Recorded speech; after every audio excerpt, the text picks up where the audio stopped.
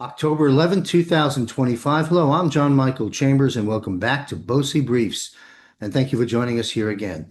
This program publishes every other Monday at 6 p.m. Eastern, where Lieutenant Colonel Ricardo Bosi will weigh in on the current events of the past week. Please share these episodes and subscribe for free at jmcbroadcasting.com, and be sure to follow me on my Rumble channel. Now, for those just coming aboard, who is Ricardo Bosi? Former Australian Army Special Forces Lieutenant Colonel who served 24 years in the Australian Army. He's the national leader of Australia One Party, Make Australia Great Again. Please welcome back, star of the show each and every week, if you will, retired Lieutenant Colonel Ricardo Bosi. Welcome back, sir. Thanks, John. Good morning, good evening, wherever you are on the planet. Always a pleasure to be here. Thanks for your kind invitation. Thank you very much. Morning for me here in Thailand, and who knows what time it is anywhere in the world that folks are listening to this. So, good introduction. All right, there's so much happening as always, and what we do here, folks, to our audience, we try and just comb through what happened since the last episode, and since things are accelerating. Um, the rate of acceleration is rapidly accelerating, and we are unveiling a lot of information through disclosure and action, not just behind the scenes, but bringing it to the surface. So I've gathered about a half a dozen things that caught my attention that I'd like to get into with you, and certainly raise anything else, Ricardo, that you would like to bring up. I want to begin with the Declaration of Authority and Summons. I'm going to slide over here to my other computer, and I'm not going to read the whole thing, but I'll read the four bullets of it. Signed by President Trump, Declaration of Authority and Summons. In essence, he says, one, lawful command under the Uniform Code Military Justice, every flag officer being convened, sovereign right under common law. He discusses some of that. He talks about the summons to assembly, therefore by order of His Excellency of Western Kingdom and President of the United States of America, all flag officers are hereby summoned to Virginia, which took place, October 30th. But I wanted to have you comment on this bulletin and that event, even though we've touched on it before. But now this document has surfaced. The restoration of sovereignty upon recognition of all military outposts and operations abroad that were established under British Commonwealth or foreign dominion shall be lawfully closed to transfer, securing America's independence in full, binding duty. Interesting document. Folks can go look it up. It's called Declaration of Authority and Summons, signed by President Trump. This was forwarded to me. Are you familiar with this document? And if so, sir, what is it communicating? Because we touched on our Global Defense War panel last month, the issue of Hegseth and President Trump bringing the generals to the table and the admirals and what that meant. And now we have this document available. What do you make of it? Okay, this is a good one, an interesting one. Some people have said it's an EO, an executive order, although I haven't seen the executive order version of it. But let me take you through the document really quickly because it's amusing. Let's put it that way. First of all, in military staff work, punctilious attention to detail is accepted. I mean, you cannot make mistakes in anything in military writing. Government, basically the same. Consistency, coherence, internal logic to the document. It's all got to be there. If you want to learn to write well, become a military staff officer. But anyway, let me take you through it. There's inconsistency of language, for starters. It refers to the United States for America a couple of times, and then the seal at the bottom says the President of the United States of America. That sort of sounds like a small detail, but that's how military works. There's no way you'd have that inconsistency. So the first alarm bell says, okay, this has been put out by somebody for an effect, a reason, but it doesn't sound like an official document for starters. The tone of the letter is higher, well, from a military governmental perspective, is quite emotive. It has broad sweeping statements that would attract the ear of the civilians, for good and for ill. So this is both going to upset the bad guys and energize the good guys, but at the lower level, because at the upper level they know exactly what's happening. But this is for the great unwashed. This is for we the masses who are trying to make sense of it. Let me give you an example. Emotive language like from the ancient precedent to modern practice, the head of the sovereign republic of the kingdom of the West. Please give me a break. This is just nonsense from a military perspective. Um, the common, it mentions common law, it mentions a Western kingdom, it mentions all these words. It's almost like a grab bag of trigger words for both the Yeah. good and the bad, to get their attention, to generate emotion. Now, that emotion that's being generated is both for it and against it. It's an extraordinarily clever document. Now, I've not seen an official version of this, um, other than what's available online, but I haven't seen an EO. But the funniest part for me is it's basically it says, "I'm the king of the world, and my dick is bigger than yours." It is so over the top. It is so over the top, but effective again, not necessarily for the military types or the governmental types who Mhm. know what to expect. But it's as said, it's a bunch of trigger words to get a lot of people on board and on side. And each one of them is very specific. Why would it refer to United States for America and United States of America? Well, this is to do with the corporation and the constitutional republic. And those that know, and those that don't know, don't know. But there's a little bit of everything for everybody in this grab bag of ideas. But the biggest point of all is that the commander in chief does not need to justify his authority to a bunch of admirals and generals. In the real world, if the president wants you there, he says, be here at this time, and you turn up. It's as simple as that. So, once again, this was never intended or necessary for military personnel to to come to Washington to speak to the president. Again, it was for the great unwashed, we, the great masses that are trying to make sense of this nonsense, and to get emotion. As I said, both positive and negative. It is to undermine the support of the black hats, because there's use terms like the Western Kingdom. Now, Mhm. these are terms that the Committee of 300 documents tend to refer to. The organization of the world's political system, and it's just more than just political, but it's the economic and the governance of the planet.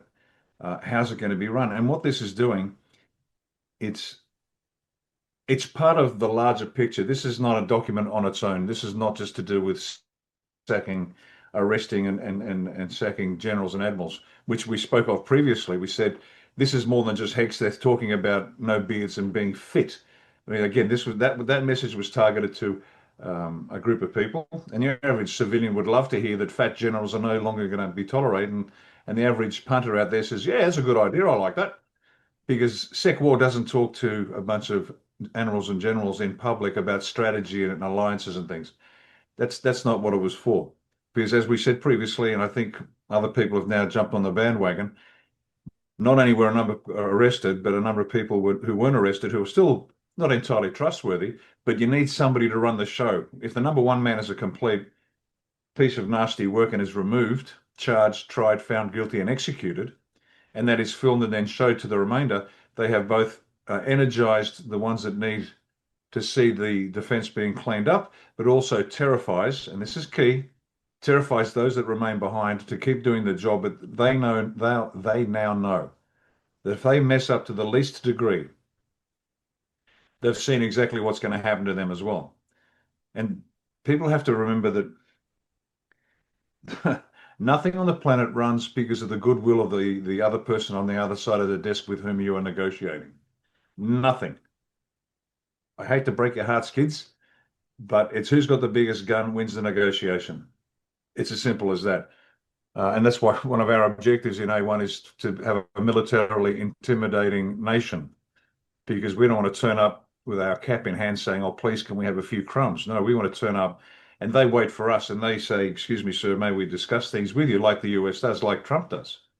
So you've got Mhm. to remember this document is a very clever piece of work. It's designed for short, medium, and long-term objectives, none of which are obvious from the document, but it's a way opening the door to tell the world things are changing, things are going to change quickly. We know exactly what's going on. And this is a piece of advertising for the civilians. And I'm sure they read that and went, fantastic. But as I said, until I see a formal EO on the website, and maybe it's there, maybe I haven't seen it yet, Mhm. but it's a piece of theatre. Now, people might ask, and this is a fair question, why were they put together such an obviously amateurish document? If they wanted people to believe it, wouldn't they make it really, really slick and bulletproof? The answer is no. It's like any false flag that the white hats have run or allowed the black hats to run. They make it so amateurish so there are enough people out there saying, hang on, I spotted a problem. And so the discussion starts. Did we see what we thought we saw, or was that a show? And they've made some obvious errors, some grossly obvious errors. Blind Freddy could spot the problem with what we just saw, and that starts the discussion. And that's part of the process to it it reveals to everybody exactly what the black hats have been doing to us forever. The Mhm. cabal has been brainwashing us, false flagging us, and we respond to all these things. So what do the white hats do? They let the black hats do what they got to do, but they keep it safe. But then they make it so amateurish that people start looking. So there's a secondary benefit where we, the people, are beginning to understand how easily we have been manipulated, and we are now losing trust. And this is key because the basis of any relationship is always trust. That's the base. Without that, you have nothing. And so we have been so trusting. We trusted the doctors, we trusted the lawyers, we trusted the politicians, we trusted the police. And now, progressively, we have found as a planet, you can't trust anybody. And strangely enough, that's exactly what I wrote in my book. Don't trust anybody. Always be trustworthy, but trust no one. Always verify. And the reason is that you don't get set into traps. And so what we as a people are learning is, I don't trust you guys. And that's a good thing because this is now the foundation for a future relationship between us and those who govern us, those whom we elected to govern us. It changes the nature of the relationship. And if the politicians know we don't trust them, they're going to have to be a whole lot better at their job until they earn that renewed level of trust. So it's an interesting document, very cleverly done, multiple objectives all being achieved. And there you go. And I thought, I mean, I laughed. It's excellent. The Western Kingdom, Yes, it biblical is. references. There's something for everybody in this document to get them Mhm. energized, and they can all argue about it. And that's part of the game, I guess. Yeah, well, you well said. A mixed bag of very specifically chosen phrases and language to accommodate the mind awareness of many of us and to create the narrative, which is what it's done. As Dan Scavino and Trump does, trolling all over the place on the internet, getting conversations going. And I'm going to talk about that methodology concerning med beds in just a little bit. Let's move on to Arctic frost. Arctic frost, exposed by Kash Patel. I'm going to read here a little bit to sort of set the stage and then get your commentary on this. The deep state has declared war on the Republic. Okay. Kash Patel just declared war back. The Bureau's frozen empire, the FBI Bureau's frozen empire is cracking. The purge has started, and this time it won't stop until the surveillance state is reduced to ashes. The spying that they've done on elected officials and the American people and the president. Every American must ask who ordered it, how many were spied on, what else is hidden. This is not politics, this is war. And the first shots have already been fired. So Kash Patel has fired deep state operatives and continues to do so after uncovering a secret FBI surveillance program targeting Republican senators. Enter Jack Smith. Jack Smith's office was fed classified intel from inside the Bureau, the FBI. What was called oversight at the end has been proven to be espionage. So Jack Smith's lawfare unit to sabotage the elections. So the code name for all of that was Arctic Frost. This came out a few weeks ago, but I wanted to have you weigh in on it since it slipped past me last week, 2 weeks ago. So the purpose again is to silence of Arctic Frost is to silence the opposition before the opposition exposes their criminality, it exposes the machine. So Cash fired the senior counterintelligence officers tied to that operation, ordered forensic audits of the DOJ FBI communications and froze all data access points used for political spying. Now that's a lot of move. People that say uh, Bongino and Cash Patel aren't busy, I think they're busy, and that's just Arctic frost. I'll conclude and then bring it to a question. It says this wasn't incompetence, it was criminal. This is what Cash says. They gave Smith time to burn evidence. That time is over. So now, are we in the process, Ricardo Bossi here, are we in the process of cleaning out those institutions like the FBI, CIA, district and federal courts, judges? Are we cleaning this out now? Are we draining that portion of the swamp in preparation for massive civilian processing in the civilian courts that may need to be taking place now and over the years to come because not everyone's going to be in Gitmo? What do you make of Arctic frost? And if you would respond to my question, I'd appreciate it. Sure. There's no surprise this goes on. Intelligence is an intelligent military intelligence, actionable intelligence is key to everything. You have the best army on the world, best air force, best navy, but if you don't know who's doing what to whom, might as well not have it. That's why int is so important. In fact, it's second only after personnel having the right people. You don't move without the intelligence. So it's not a surprise that this has been going on. Anybody that's paying attention seriously will Sure. know everyone's spying on everybody. The Fourth Amendment doesn't exist, to be secure in your stuff, basically. That doesn't exist, never has existed. Even in Australia, our operations in Timor, East Timor, there was a United Nations Australian-led operation to liberate Timor from the Indonesians. Since when does a sovereign nation easily hand over a slice of its own territory for nothing? Well, it was all about gas and oil concessions in the Timor Sea, which was divided between Australia, Indonesia, and East Timor. And the Australian Security Intelligence Organisation, the Australian Security Intelligence Service, our equivalents FBI, CIA, ASIS, and Asia, they were bugging the conversations of the East Timorese so they could make sure they could leverage off that information to get the best possible deal, force a deal, excise East Timor from Indonesia, and then the gas and oil companies could get in there. I mean, the whole thing was a gas and oil company operation. That was it. They just used the Australian Defence Force to do the heavy lifting. Again, that shouldn't surprise anybody who's a serious player. So back to your point, and Jack Smith and spying on people. We expect that to happen, and it happens in ways that we don't imagine. What's fun and interesting is now the timing of it. Cash, what have people been screaming for? We want arrests. We want to see action. Well, it's now turned up right on time. Hmm. There's nothing like letting the audience wait 5 minutes for the beginning of the show after start time to generate that anticipation. And so when their appetite is whetted, then you can start feeding them what they want to see. And again, remember, this is all choreographed. And so what we've got now is Cash Patel's taking action because and Cash Patel and Dan Bongino were copying merciless flack, and rightly so from a performance perspective, for not doing anything. Where are the arrests? You're useless. You're hopeless. You're gay. You're this. You're that. Bang! All of a sudden, the people are arrested. Forensic investigations are taking place, and there's that satisfaction now. They've won back the audience. It's Yes. like a pantomime where the bad guy comes in and everybody boos, and the good guy comes in, and everybody cheers.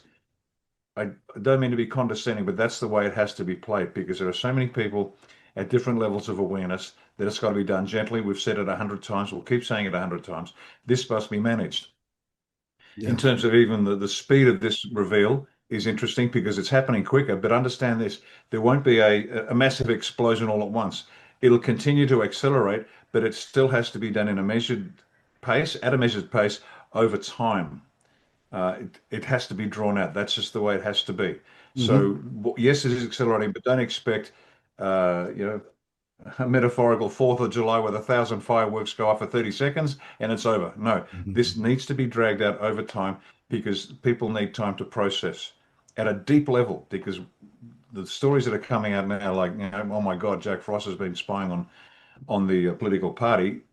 Folks, that's nothing. It's horrendous. It's terrible. It's anti-constitutional. It strikes the very heart of the United States Republic, but it's nothing compared to what's coming. And so what they're doing is they're starting to inoculate Hmm. the people with more and more news, and you're going to see more and hear more uh, unpleasantry being revealed. And so shouldn't surprise anybody, part of the show. And they've thrown the people, if not red meat, something, at least a whiff of a barbecue coming. Mhm.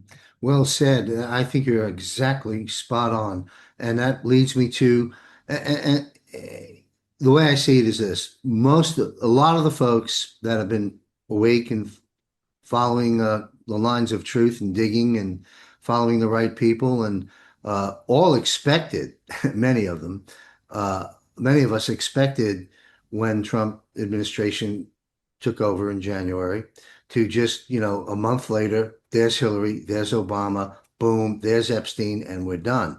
And time has proven that not to be the situation. And as you just stated, why is it not the situation? Well, because it wouldn't work. And to your point of the buildup and the drip and the inoculators you just stated, that takes me to James Comey, who's now very much in the hot seat. Letitia, she was just indicted, soon to be charged and arrested, in my opinion, as well as John Bolton. They're getting ready to charge and arrest him now. As the next step. Those are three pretty big names. And again, where we're heading is far more gruesome and much bigger. But this, wouldn't you agree? This is the drip out, and they're throwing a few out on the slab to everyone to say, okay, here we Yeah, go, we're getting going. Would you comment on that? I mean, Comey, yeah, Letitia, and Bolton absolutely. are pretty Yeah, good names. yeah, they are. Let's go with Bolton first. My understanding is that Bolton was given the opportunity some time ago to capitulate, and he said no. So, okay, we can play that game too, they said. And so Hmm. they just kept him on the side, ready for when it was due. And so that's why he went quiet for a long, long time, as opposed to others who get the knock on the door and they capitulate and they play an active role. And if they deviate from the script, then they're taken off to the side and dealt with. So Bolton was my understanding. He refused to capitulate early in the piece, and now he's brought back into the front of the stage, and his name's being mentioned, and that's a big one because Yeah. he was a key player in, I hate the term, but it's the one that people understand, the neocons, making sure that there's no bad war as long as we can get involved. Then you got Comey. And Comey was always put up as the Boy Scout. And let's present him as the Boy Scout so when he falls even further. And now this was known for a long time. Now it's being revealed only now that he was a communist. Now, is that true or not? Who knows? But all of a sudden it's like it's in the Australian justice system. Let's say the judge is there listening to the police officer recount an act of indecency where a man was flashing his sort of some perverts flashing his overcoat open to pass in the street. And to make the story more compelling, the cop might throw in what they call a brick, meaning, oh, and at the time, Your Honour, a bus of nuns travelled past and were shocked and horrified at the image of the gentleman opening up his raincoat, exposing his goods to the world. Now that's called a brick. Never happened. Can't be proved, but that's that's what a cop will do. He'll throw in a brick. And there was one judge in Melbourne, Victoria, literally had a brick under his table. He'd kick it over, and you hear thump. That was his way of telling the cop, "Yeah, that's a brick. I know you've given me a brick. Shut up, get on with the job." And this communist thing with Comey, is it true? Maybe, maybe not. Not the point. But they're throwing this brick in there to make people even more disgusted at him because that communist threat to a particular demographic is horrific. And so away we go. So Comey's been built up and knocked down. And just one word on him, and this is just a personal opinion, Hmm. but I heard someone saying that Comey was heroic because he was an FBI asset. I'm sorry. I've worked with heroes. I've worked with real heroes. A hero isn't someone who acts badly, and the moment they have a gun to their head, they all of a sudden they have the road to Damascus moment.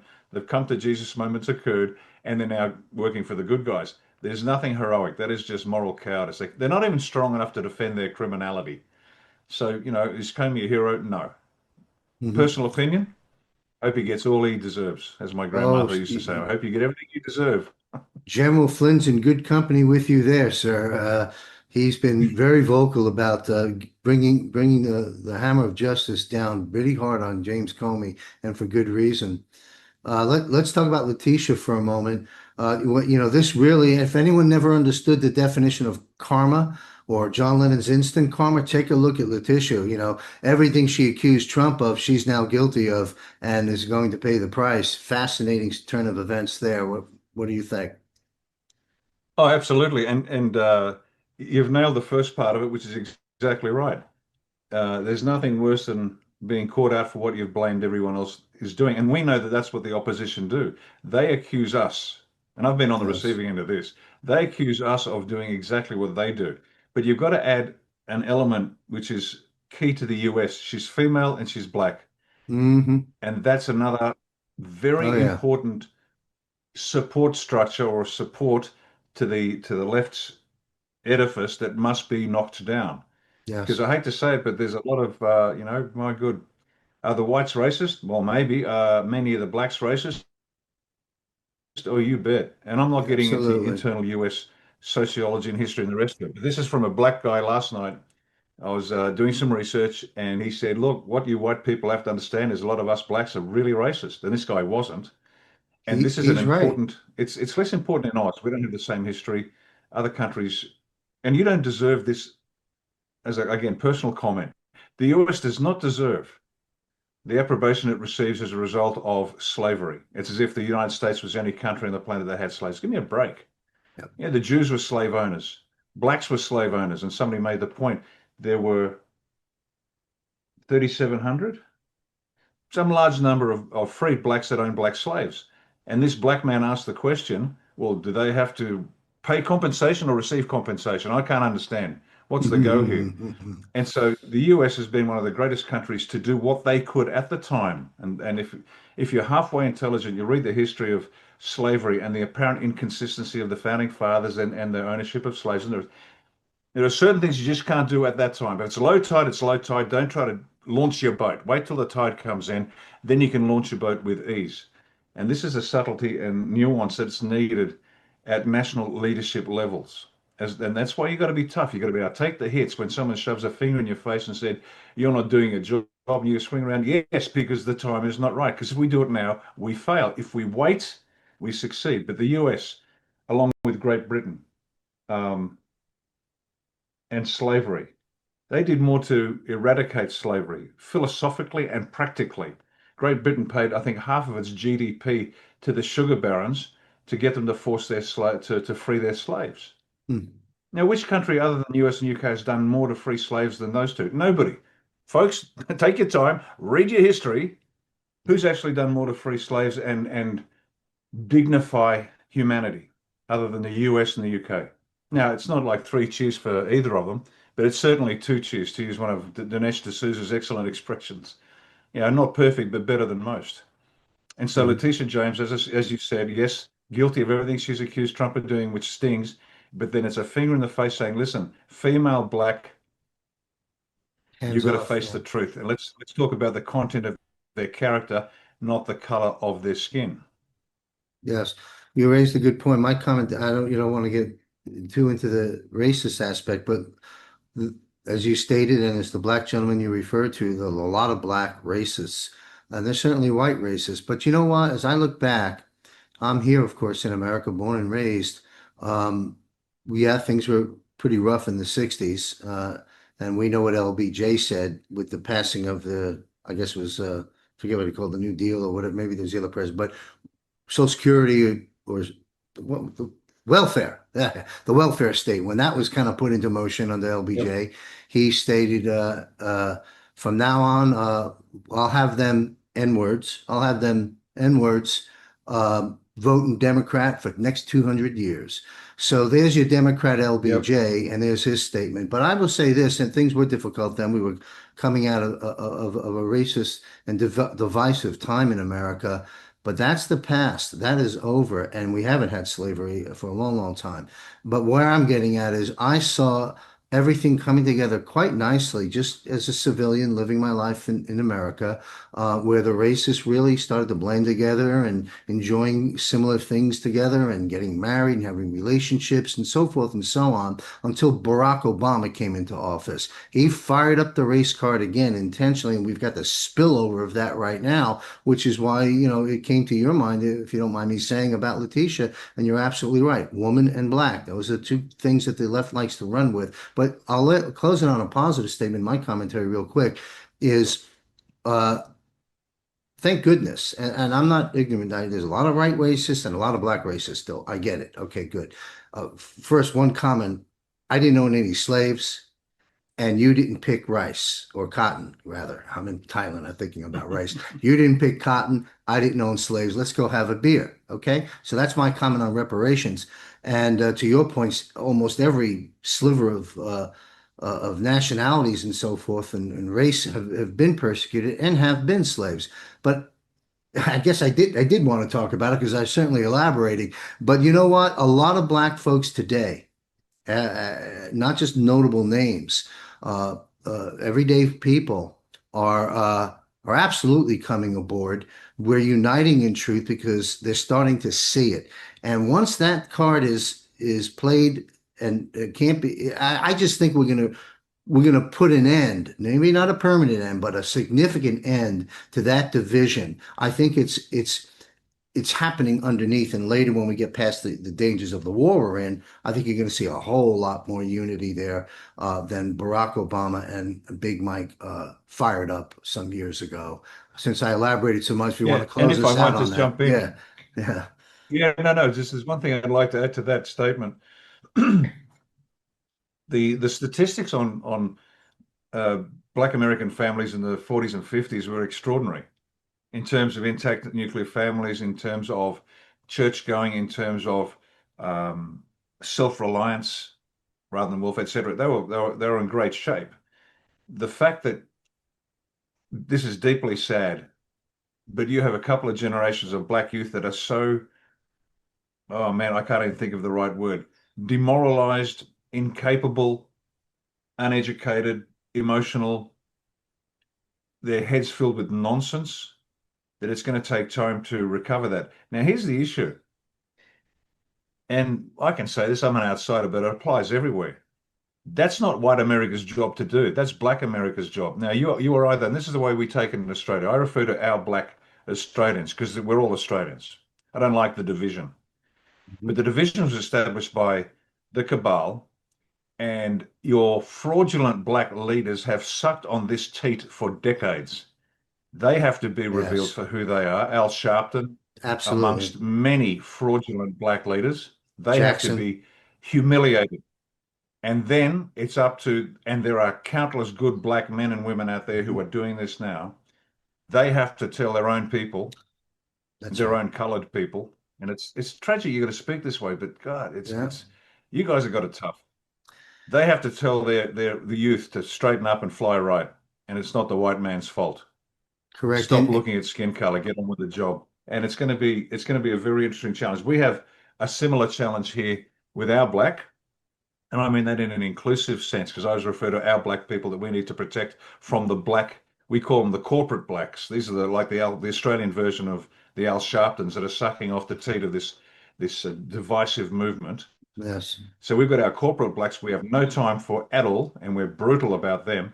But it's the genuine blacks that are being their lives are being destroyed by the corporate blacks, and we're shoving the wedge between those two. And the good news is most of the black Australians have no more time for the corporate blacks. So we're actually moving in that way already. And it's like shoving a wedge in and just separating the two.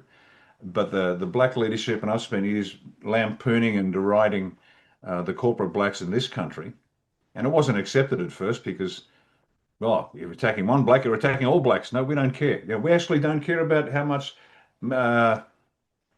how much melatonin you got in your skin. Or melanin, not melatonin. Sorry. We don't care. Makes no difference to us. You're either a grub or not a grub. You can be a white grub, you can be a black grub, you can be a good person. It doesn't matter. And so we're driving that wedge between the two, have been for some time. But I'm telling you, there's a big job for the real black leadership in the United States, like here in Oz, to step up and lead the way. Not our job to do it on our own. It's our job to do what we need to do in collaboration with the other blacks. So we realize, well, we're all Australians and we don't care what color you are, and you're all Americans. It doesn't matter what color you are, and stop the youth. This tragic situation where the youth have been so brainwashed and so destroyed. I sometimes wonder how long it will take to get into these young kids' heads that everything they've been taught is worse than a lie. Yeah. Well, you mentioned the popular established opinion leaders in the Black community raising their voices, and we have that here with a while back. I forget the gentleman's name. He's a billionaire who is the CEO, I think, of BET, Black Entertainment Television, who came out and said, "Hey, listen, say what you want about Trump, but he's done more for the Black community than Clinton and Obama combined, than any president." And obviously, he was a Black man and successful. You have Martin Luther King's niece, forget the woman's name, I apologize, but we had her on a show at American Media Periscope years back. She's come out even recently and, stated emphatically that Trump is not a racist. And of course, most of the viewers know that Martin Luther King himself was a Republican and the KKK was established by Democrats, and it was a Republican who, quote, freed the slaves.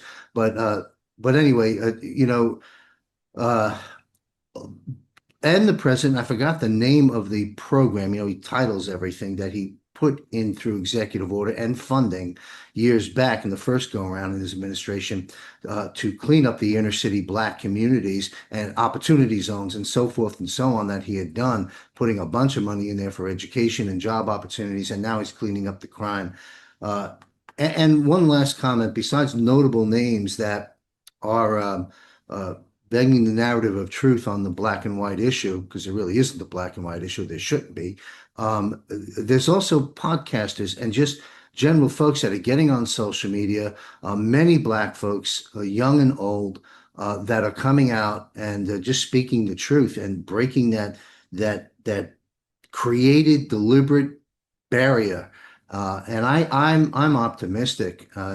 And usually I say cautiously optimistic, but I'm rather optimistic that once we get past the major battles of the war that we are in, we're gonna get on the right trajectory on that issue. And then divide and conquer. If they can't divide us, that's one method they do. If they can't divide us on all the key things they do, they've lost. And that's where we're heading. That brings me to President Trump dropping the hammer. He signed an executive order. This is an official executive order, unlike the document we looked at a moment ago, designating Antifa as a domestic terrorist organization. So the gloves are off. Yep, the deep state's street army. And I'll comment. I'm reading a bit here to set up a narrative for you to comment on, but I want to say this. When Obama was running as a senator, who barely showed up and voted as a senator, when he was running, I remember seeing him, and I don't know if these are still available on YouTube clips, probably not. But he would say again, running to be the president the first time, he would say, "When I'm elected president, we're going to have a civilian army, more equipped, bigger, and more powerful than the army." And everyone's yay! And we're going to fundamentally transform America. Yay! Well, those two things are horrific. He did those two things, and now we're cleaning that up. So the deep state's street army, Antifa, has been unmasked and cornered. Trump said this, quote, "Antifa is not protest, it is terrorism," end quote. "And we will treat it accordingly." This is the president speaking. So now they face the full force, Antifa was discussing, and I would go out to say other groups will follow suit. They are facing now the full force of federal power. They've been labeled a domestic terrorist organization. I'm going to continue. This order means terrorism statutes are now triggered against them. National Guard coordination activated. DOJ cleared for RICO prosecutions. Federal Detainment Authority, asset seizure and forfeiture for funders, those funding Antifa. That's a lot. That's what's now lawfully and legally unleashed, thanks to President Donald Trump. How would you like to comment on that as the war is hitting the streets of America from groups like Antifa? Yeah, this is very important, and it's part of the. And I'll talk about this. I want to mention something later about Qataris in Oklahoma, I think. No, Ohio. I want to talk about that later. But this is part of the same program. This is the dismantling of the cabal's capability, and so the categorization of Antifa as a terrorist organization is an obvious step that should have been taken a long time ago if anybody had a genuine desire to maintain law and order. Now, we know it never happened because they were intentionally created in order to destabilize the United States, where they had local sheriff's departments dropping pallets of bricks along the march route so the Antifa people had bricks to throw. And if people don't believe me, go look it up. You'll find it. The local sheriffs, the Yep. local police, pallets of bricks to cause damage. So this was not never a grassroots movement. They're all paid. They were bussed in. There were pictures of the buses. There were people being. We know all of this. Hmm. The bigger takeaway from this is as follows. One of the first things we did as a political organization as we were developing our policies, we had a policy committee, we had a terms of reference, and they were working through all the issues that we needed to have an opinion on and a policy on in order to save Australia.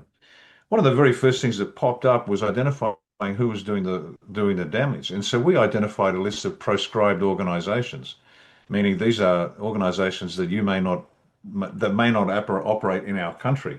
And we had a list of 15 of these things. We said these will be identified as proscribed organizations, just like Trump has done. So the lesson from that is this.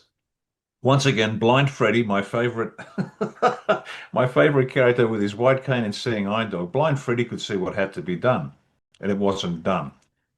Uh, and an excellent example of that is the war on drugs. Oh, the war on drugs. We can't win the war on drugs. Send more police.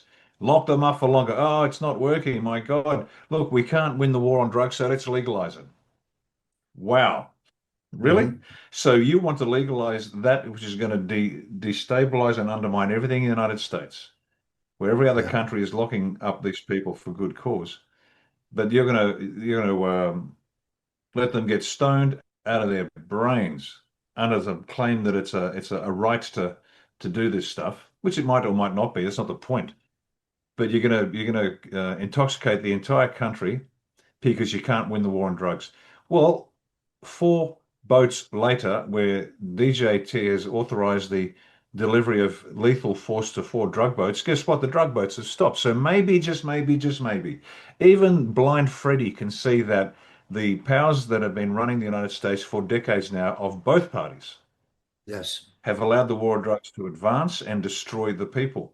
And again, it can be done. They didn't choose it to be done. Another example, ISIS in 1,000 Toyota trucks driving down Yes. the road as if they are some major force, military force on the planet. I'm telling you, unless somebody's paying the bills, none of that ever happens. And we're supposed to believe, and I'm going to use an offensive term here because I want to be offensive, not against Arabs or Muslims, but about the ragheads that were running ISIS. Do you think those guys could really arrange the manufacture and distribution of passports? They could arrange the distribution and selling of oil. Do you think these guys actually know how to do that? I've spent 5 years in the Middle East. I have a lived Hmm. experience of the average dude out there, let's say, and they couldn't organize a piss up in a brewery. Seriously. So again, it infuriated me watching this parade of Toyotas with ISIS driving through Syria and the rest, Iraq and Syria. And it infuriated me because a couple of A10s would take that out and it wouldn't have a problem anymore. And yet it was allowed to occur. It was allowed to be broadcast. So once again, this is so blind Freddy and all his mates that are voting in the same parties can realize, my God, you mean it was right in front of us and we did nothing? Yes. Whether it was ISIS, whether it was the war on drugs, whether it's you name it, fill in the blank. Whether it's the crisis at the southern border, it has occurred because it was allowed to occur. And DJT, for the first time since forever, has said enough's enough. Let's Yeah. take them out. And all of a sudden, people start behaving themselves. Well, an That's right. armed society is a very polite society. Well, despite its Second Amendment, the United States has behaved like, I don't know, a big wuss, watching it all happen and just accepting it. And I know there are contributing factors. This isn't an assault on the American psyche because you've got great people out there that have stood fast and resisted the left. But again, it's that big chunk of people that have to be persuaded that what they understood to be true has been false. It's been intentionally sold to them as the truth, and they've got to get over it and realize that every problem that the US has, every problem Australia has, every problem that Europe, United Kingdom, Africa, the Middle East, Asia makes no difference. When you get a government who has the best interests of the nation at heart, and this is why DJT talks about everyone must look after their own country Yes. and do what's best for their nation. When that starts to happen, everyone's going to be a whole lot happier. But again, this is that dismantling of the cabal's control system. And what we're seeing is, and they could be seen as individual stories, but It's all part of the same plan for the dismantling and the replacement of the previous power structure with a new power structure. Yeah, And we you should be know, celebrating every one.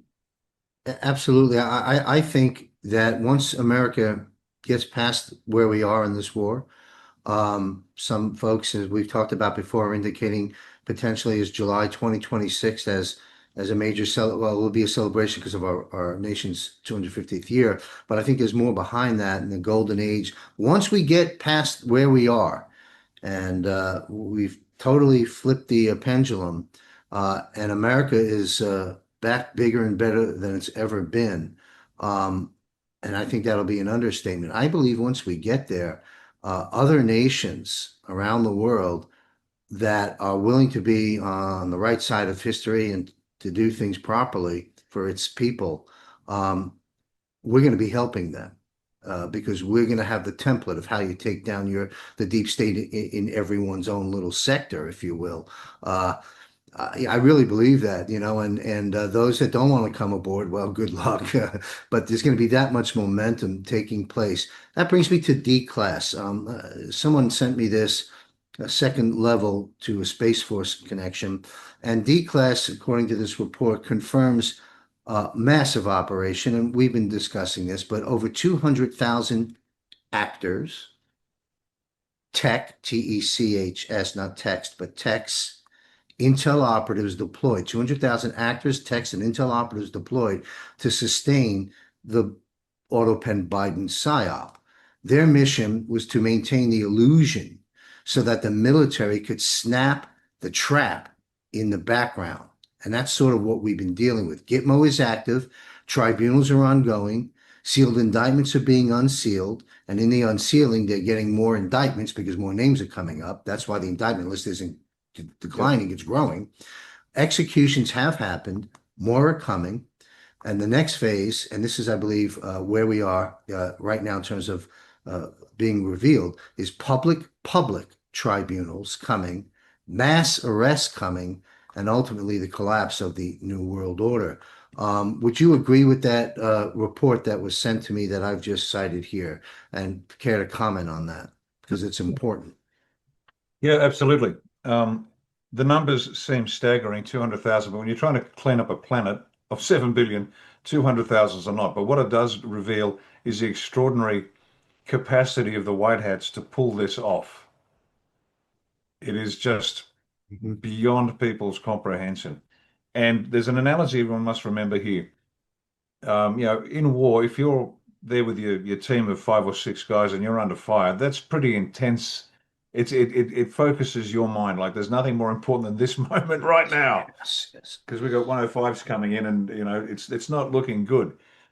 Troops in contact is called TIG, and then back at the ops room. And as you work your way up, the ops room gets bigger and bigger and bigger, and the map gets bigger and bigger and bigger. And your little troop in contact down the bottom there, which is intensely important to you, over the scheme of the entire battle map is called minor patrol activity. Now that's not callousness, that's just the reality. Yes. And those 5 guys might die, not for want of assistance. That's because in war sometimes that bad things happen to good people. So to the individual, and now the analogy being us, the great unwashed, being charged with ridiculous charges by an unauthorized police force or being sent bills from an unauthorized council, whatever it might be. To us, it's intensely important, but that's just minor troops in contact. That's minor patrol activity because they've got the entire planet they have to monitor now, and so they'll focus in on where they need to focus. And if that particular troop in contact event is seminal to something larger, then yes, you'll get their attention. But in the meantime, we have to take care of ourselves. And so this perspective that we must maintain in terms of what's going on, why is it happening quickly? Why can't we see arrests? Why? We've explained the reason countless times, but understand this, and we'll say it again for the new people. These arrests have been taking place for years. The trials have been taking place for years. They've been found guilty. They've been executed. It's all on tape, analog, away you go. And it will be revealed over time when it needs to be revealed over time. So, because there are so many, the scale is so large that you couldn't say, okay, in the next 3 months, we're going to arrest everybody and lock them all up. That's not going to happen because you've got the entire infrastructure of the world that's criminal. And there's this progressive dismantling. The analogy I've used of the house, every beam is rotten but you can't just knock the beams out because the roof's going Right. to collapse and kill everybody. So you got the rotten beam, and they're building a good beam right alongside, but that has to be concealed by the show. And this goes back to your point Right. of the Right. 200,000 actors, etc. The house doesn't look like it's being repaired, but it is. Hmm. And so when this beam is knocked out rather, there is another one already carrying the load. It's a load-bearing beam and can carry the weight. And so this massive show, and I've got some names in my head, I'm sure, that died in horrific accidents, but they're the best TV producers and movie producers on the planet and directors. I'm sure they're alive pulling all this together because once again, you can't do without the skill. You need people who know how to do this, how to Yes. tell a story. Where's the high point? Where's the low point? Where's the hero moment? Where's the catastrophic moment where the dog dies? You know, all of this has to be filtered in so we follow the story. Our brains have been shaped by Hollywood to expect a certain pattern. Hmm. Okay, good guy wins, bad guy loses. There's a tragic moment two-thirds of the way through, which turns around the entire story. It spins on its tail away you go. So they're playing that, and not because they want it, it's because the only way to do it. And why is it the Yes. only way to do it? That's exactly what the black hats have done to us. They have to do to us what the black hats did, but for a good cause. It works. That's why the black hats did it. This stuff works. As you can look around, we've had the entire planet going, okay, please inject me 15 times. Gigavax me, even though it's killed my children. And we just sort of waddle off and say that was good. It works. That's why the black hats did it, and that's why the white hats have to return the favor. But now for in the cause of good rather than evil. Yeah. 200,000? Yep, that's one hell of an operation, guys. And what was the line? When all is revealed, it'll be known as the greatest story ever told. That's right. Oh man, they'll be doing PhD thesis on this for decades. Absolutely. I just came across something. Have you comment on it real quick? Published yesterday, National Security Bombshell. National Security Bombshell. Obama under federal criminal investigation. It's official. The DOJ is invoking 18 U.S. Code 241.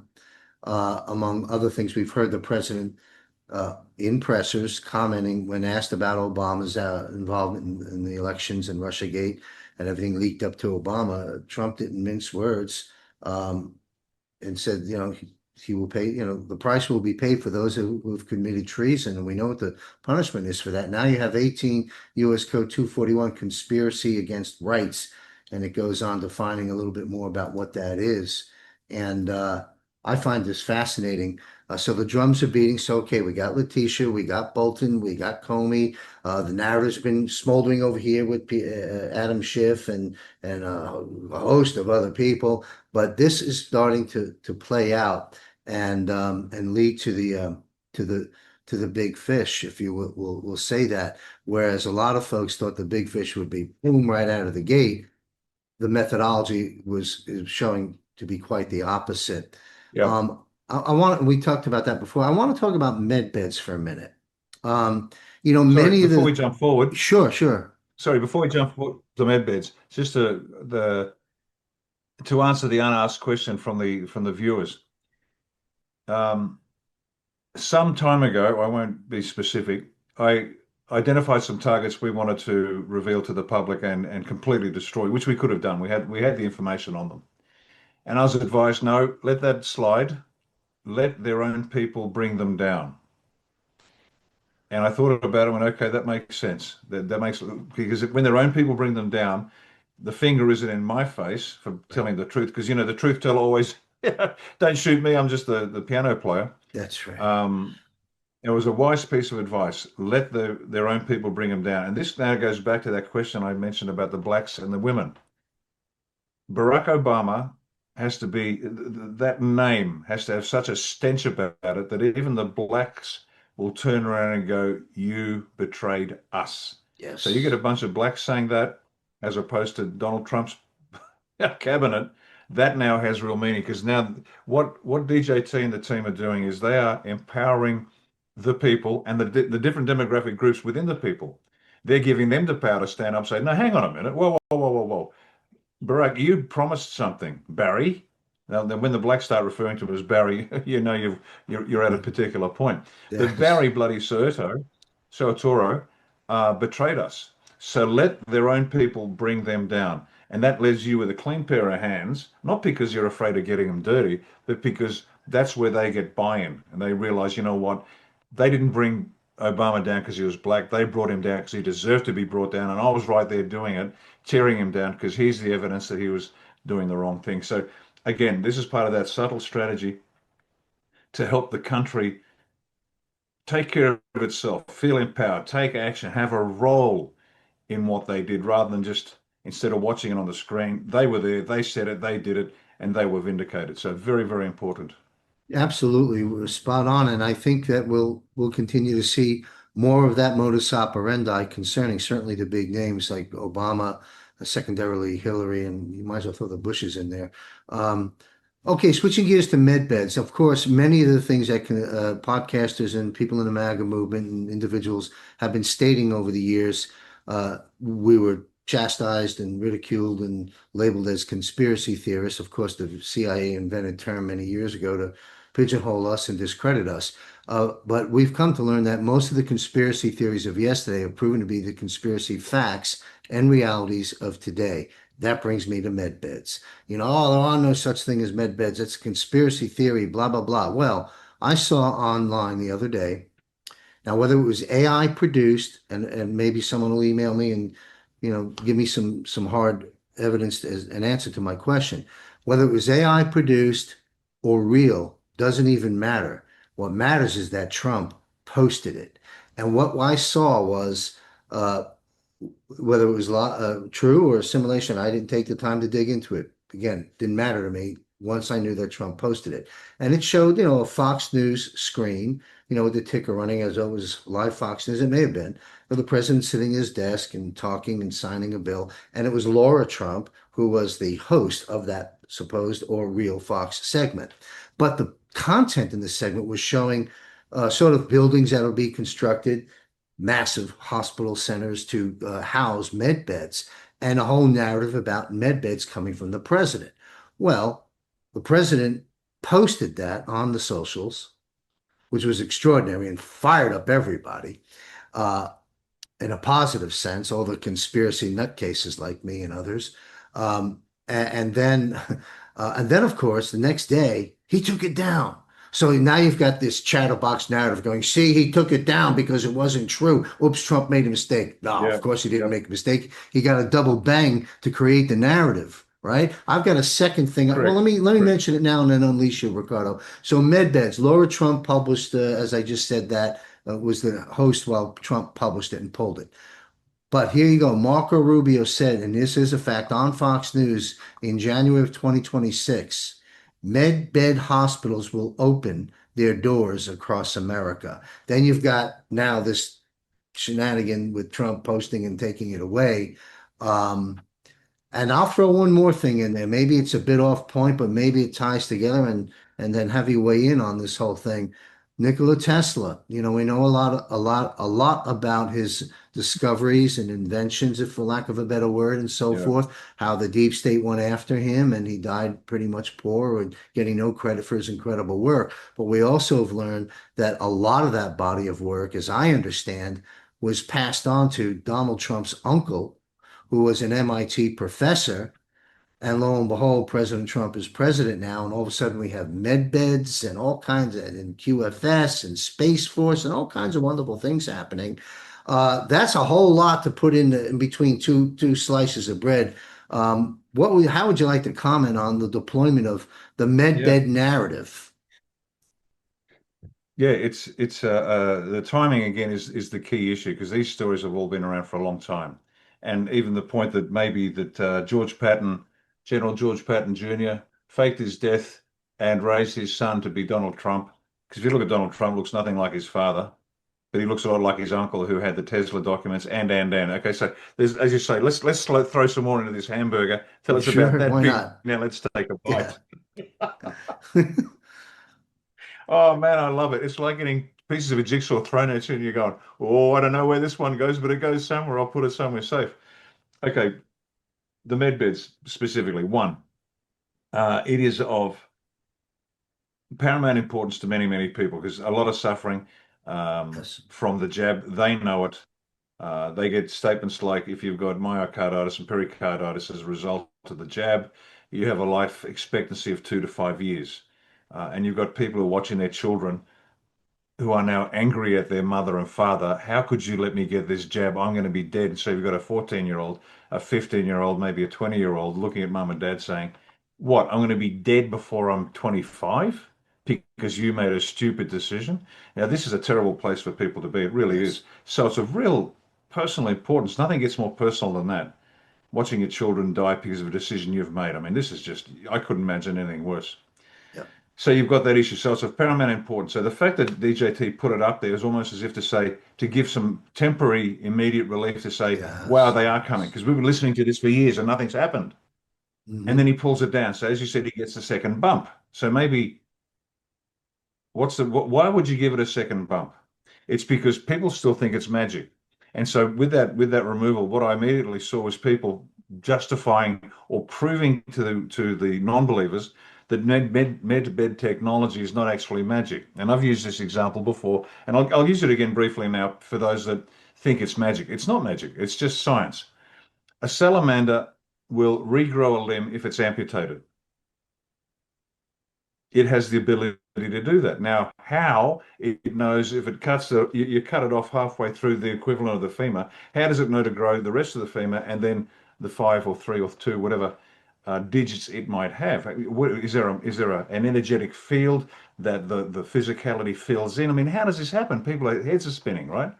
I don't understand it, but they do. Salamanders do it. A toad won't. You can cut off a toad's uh, limb, nothing happens. But what they found was, and this goes back, it's called The Body Electric if you want to read the book.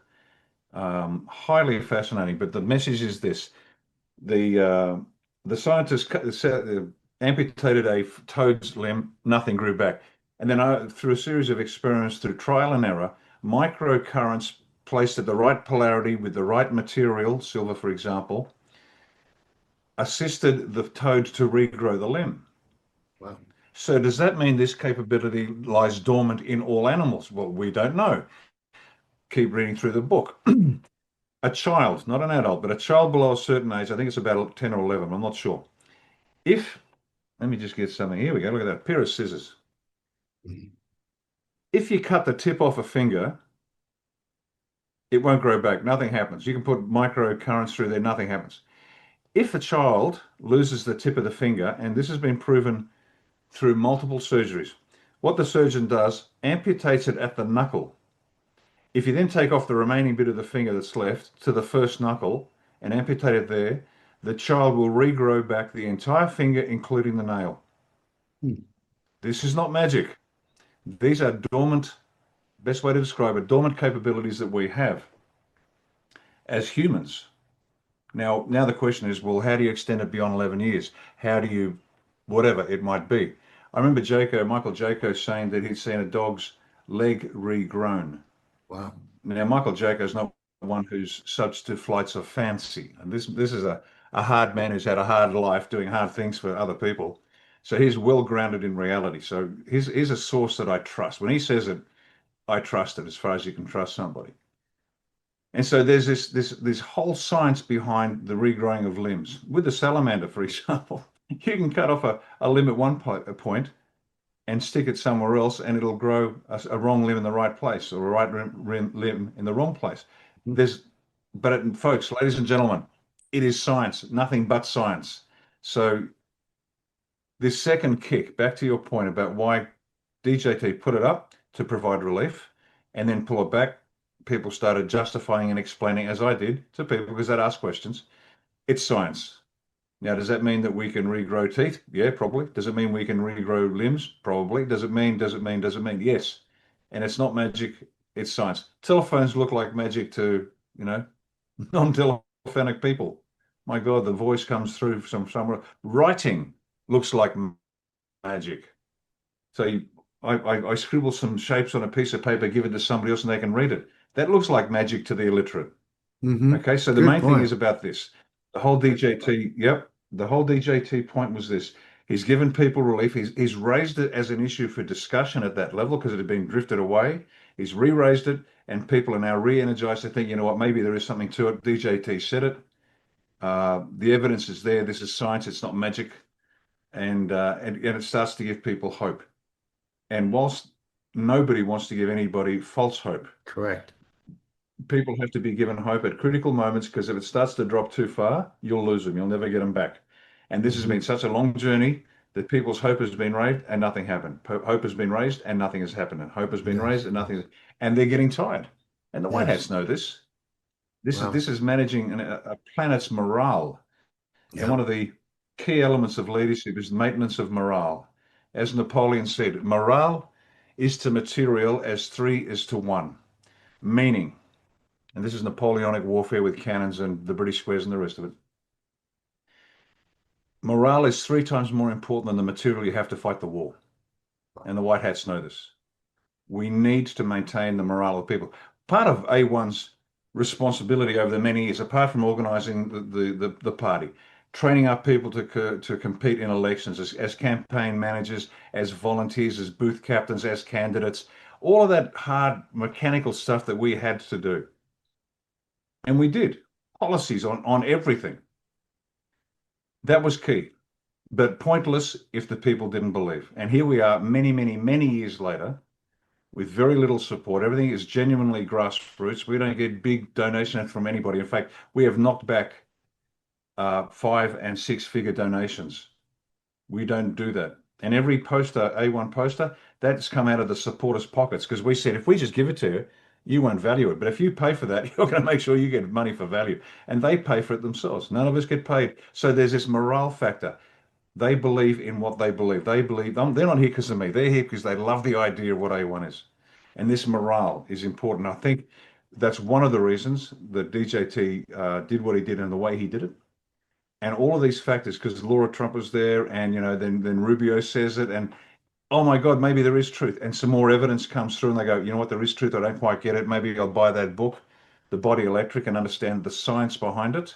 It gets a bit deep for those that aren't scientifically minded, but the message is clear. We have dormant capabilities within our bodies, which, if appropriately accessed through technology, guess what? We're going to be okay. And maybe we won't lose millions and millions of people. Maybe we will, because for some it's too late. But maybe it's not a death sentence for your son or your daughter in time. And that hope is critical.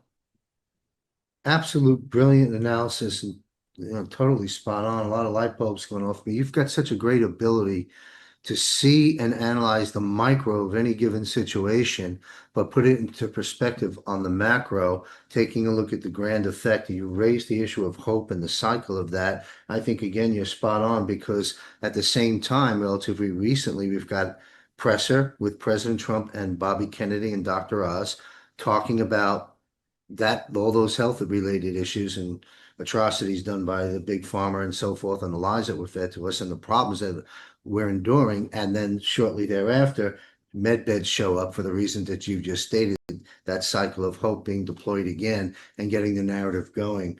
So, Nikola Tesla, I think he said, if you want to know the secrets of the universe, it's look at energy, frequency, and vibration. And I think that's what we're talking about here. And the use of that Mm. properly harnessed through med beds and other technology is music to all of our ears. I think back on all the people I've lost in my life that didn't have to be lost, from cancers and various different things, and all the Mm. problems that people are facing today, as you've alluded to with the children and vax. It's a big, big emotional moment for a lot of people once we start to realize that these things could have been avoided. These things were perhaps some of them intentionally created, and so forth and so on. So very difficult time for everybody going through that phase. But at the end, there is the golden age. There is the light at the end of the tunnel. There is a rainbow coming across the sky. And let's wrap up our broadcast on a positive note there. Any way you'd like to close us out, because it is dark. A lot of revelations are going to be difficult for people to stomach when they find out about things that we know about, or when I find out about things that I don't know about. All these things are coming our way, and everyone will have a different experience on it. So, in the spirit of calming the nerves, why don't you close us out, Ricardo? I appreciate your analysis is so valuable and also entertaining. You've got a way to explain some very complicated things that are happening to nearly 8 billion souls and bring it home to people where it makes sense. So I greatly appreciate you. Any closing comments, sir? Okay. Yeah, no, I'd love to do this one. And I'll start with the point of this message is trust what you're seeing. Now, the US Sec War, Pete Hegseth signed with the Qataris to do some defense cooperation program work in Ohio by having Qataris trained to fly their F-15s there. And if you look online, uh, there is wailing and gnashing of teeth. Oh, we don't trust them. Why are we doing that? They funded Hamas. They're terrorist funders. They're the enemy, and all the usual response, which is all true. The Qataris have not been the good international citizens they should have been. So what the heck is going on here? What is DJT up to? This is just insane. I don't get it. This is wrong. He sold us out again to the Qataris. He's actually he's a Zionist, he's an anti-Zionist, he's a Semite, he's an anti-Semite, he's pro-Arab, he's anti. Ladies and gentlemen, he's like the magician that pops up on stage at the most amazing times and does the most amazing stuff. Now let me explain what I mean. Qatar, as I said, has not been the best international citizens. So why is DJT offering what appears to be a hand of concession to the Qataris by training their people? He's conceding nothing. Go back a while when he was last in the Middle East, and you remember the Qatari Air Force escorted Air Force One across the skies of the Middle East. And I thought to myself, there is no way in God's green earth would they allow any foreign national fly alongside Air Force One, even if he's not on it. The imagery of Air Force One going down is just incomprehensibly bad. So I'm guessing there are a couple of American pilots, US pilots, in Qatari aircraft, or more likely American pilots in American aircraft painted in Qatari livery to make the point. But you can make of that what you wish. But why is he doing it? Now, the agreement with Qatar reminds me of the negotiation that was reported of DJT, and it was one of his advisors. He said, "This is my favorite Trump moment," where he said there was one interpreter, and there's a Taliban leadership, and there's Trump and his team. And Trump said, "I want to withdraw from Afghanistan, but it's got to be a conditions-based withdrawal. So I do want to go, but it's conditions-based." And then he said, "If you hurt one hair of one American, I will kill you. This is as blunt as that. I will kill you." And the interpreter sort of looked at it aghast, and Trump said, "Tell him." And he told him. And then one of the guys pulled out a photograph of the Taliban leader's house. And then Trump walked out. This is not negotiation. Right. This is the way it's going to be. And if you don't play, I don't need to play with you. So I'm being courteous, even speaking to you. But understand, if you fail to meet my requirements, you will cease to exist. And they got out without a hair being hurt. Brilliant. Now, do you think for a moment that the Qataris got anything less than that? Now, think about this. Now, another analogy. There's a series of analogies, and you'll get there. Um, the five families of New York. It's such a great metaphor. That's why I keep using it. And for those that don't know the history of the mafia, the Italian mafia, not the Jewish purple mafia, this is different, the Italian mafia. The crime families, five of them ran New York City. And that was a result of a character called Salvatore Maranzano. They had a massive war. And then Maranzano said, right, he won it. And he said, we're going to divide the city up into a bunch of, and five families can run New York City.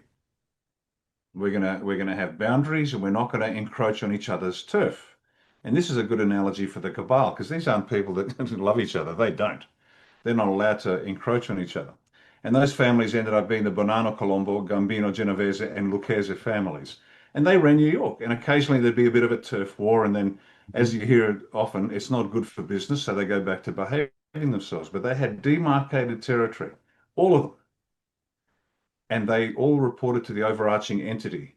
Originally, that was Maranzano himself, but he got whacked because he wanted to play king. Capo dei Capi, head the boss of bosses. And they said, no, let's set up the commission. So this commission of criminals, and they ran New York and other states as well, but primarily. And so you've got the Gambino crime family, for example, that they operated or controlled basically New York City, Brooklyn, Queens, Manhattan, Staten Island, Long Island. And they basically stayed there, but they had interests in Florida and other places too, as the other crime families did. But there was this uneasy truce between them to continue doing what they're doing. Now, that's exactly what the cabal has been doing for the longest possible time. Now, Qatar, with all, I don't care whether they're offended or not, but Qatar, like many other countries, is actually controlled by high-level individuals.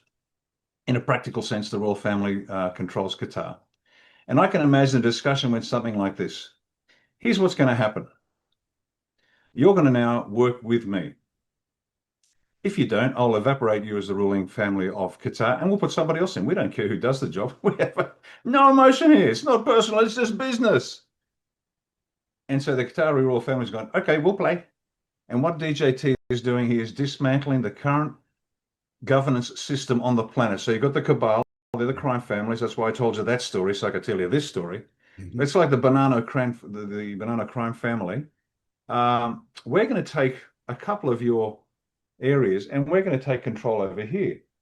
And you're going to say and do nothing, cabal. We're taking Qatar, and Qatar's working to us and for us now. So he's dismantling various, for want of a better analogy, crime families around the world and taking elements from them. And so you've got the Middle East, but we're going to take Qatar. We've already got Bahrain, no problem. Emirates, EOE, no problem. We've got them as well. And we are slowly dismantling. And as evidence of that, we're going to now doing DCP, Defense Cooperation Program, F-15 training in Ohio for the Qataris. Now, people are wailing and screaming and, oh my God, it's betrayal. No, this is the progressive part of the ongoing progressive disassembly of the governance system that has been running the planet. Now, people might say, but they funded terrorists as recently as, earlier this year. Well, that's true. But just like after World War II, where Japan was guilty of an unprovoked attack on the US, what did they do? They installed Douglas MacArthur. MacArthur allowed the emperor to pretend to remain the emperor, and they rebuilt Japan. And now everyone's driving Toyotas, and nobody much cares about what happened in Pearl Harbor except on one particular day every year, a day that lives in infamy. But they're still dealing with the Japanese. And in Australia after the war, for example, they hated the Japs, and they wouldn't buy the Toyotas. Jap crap.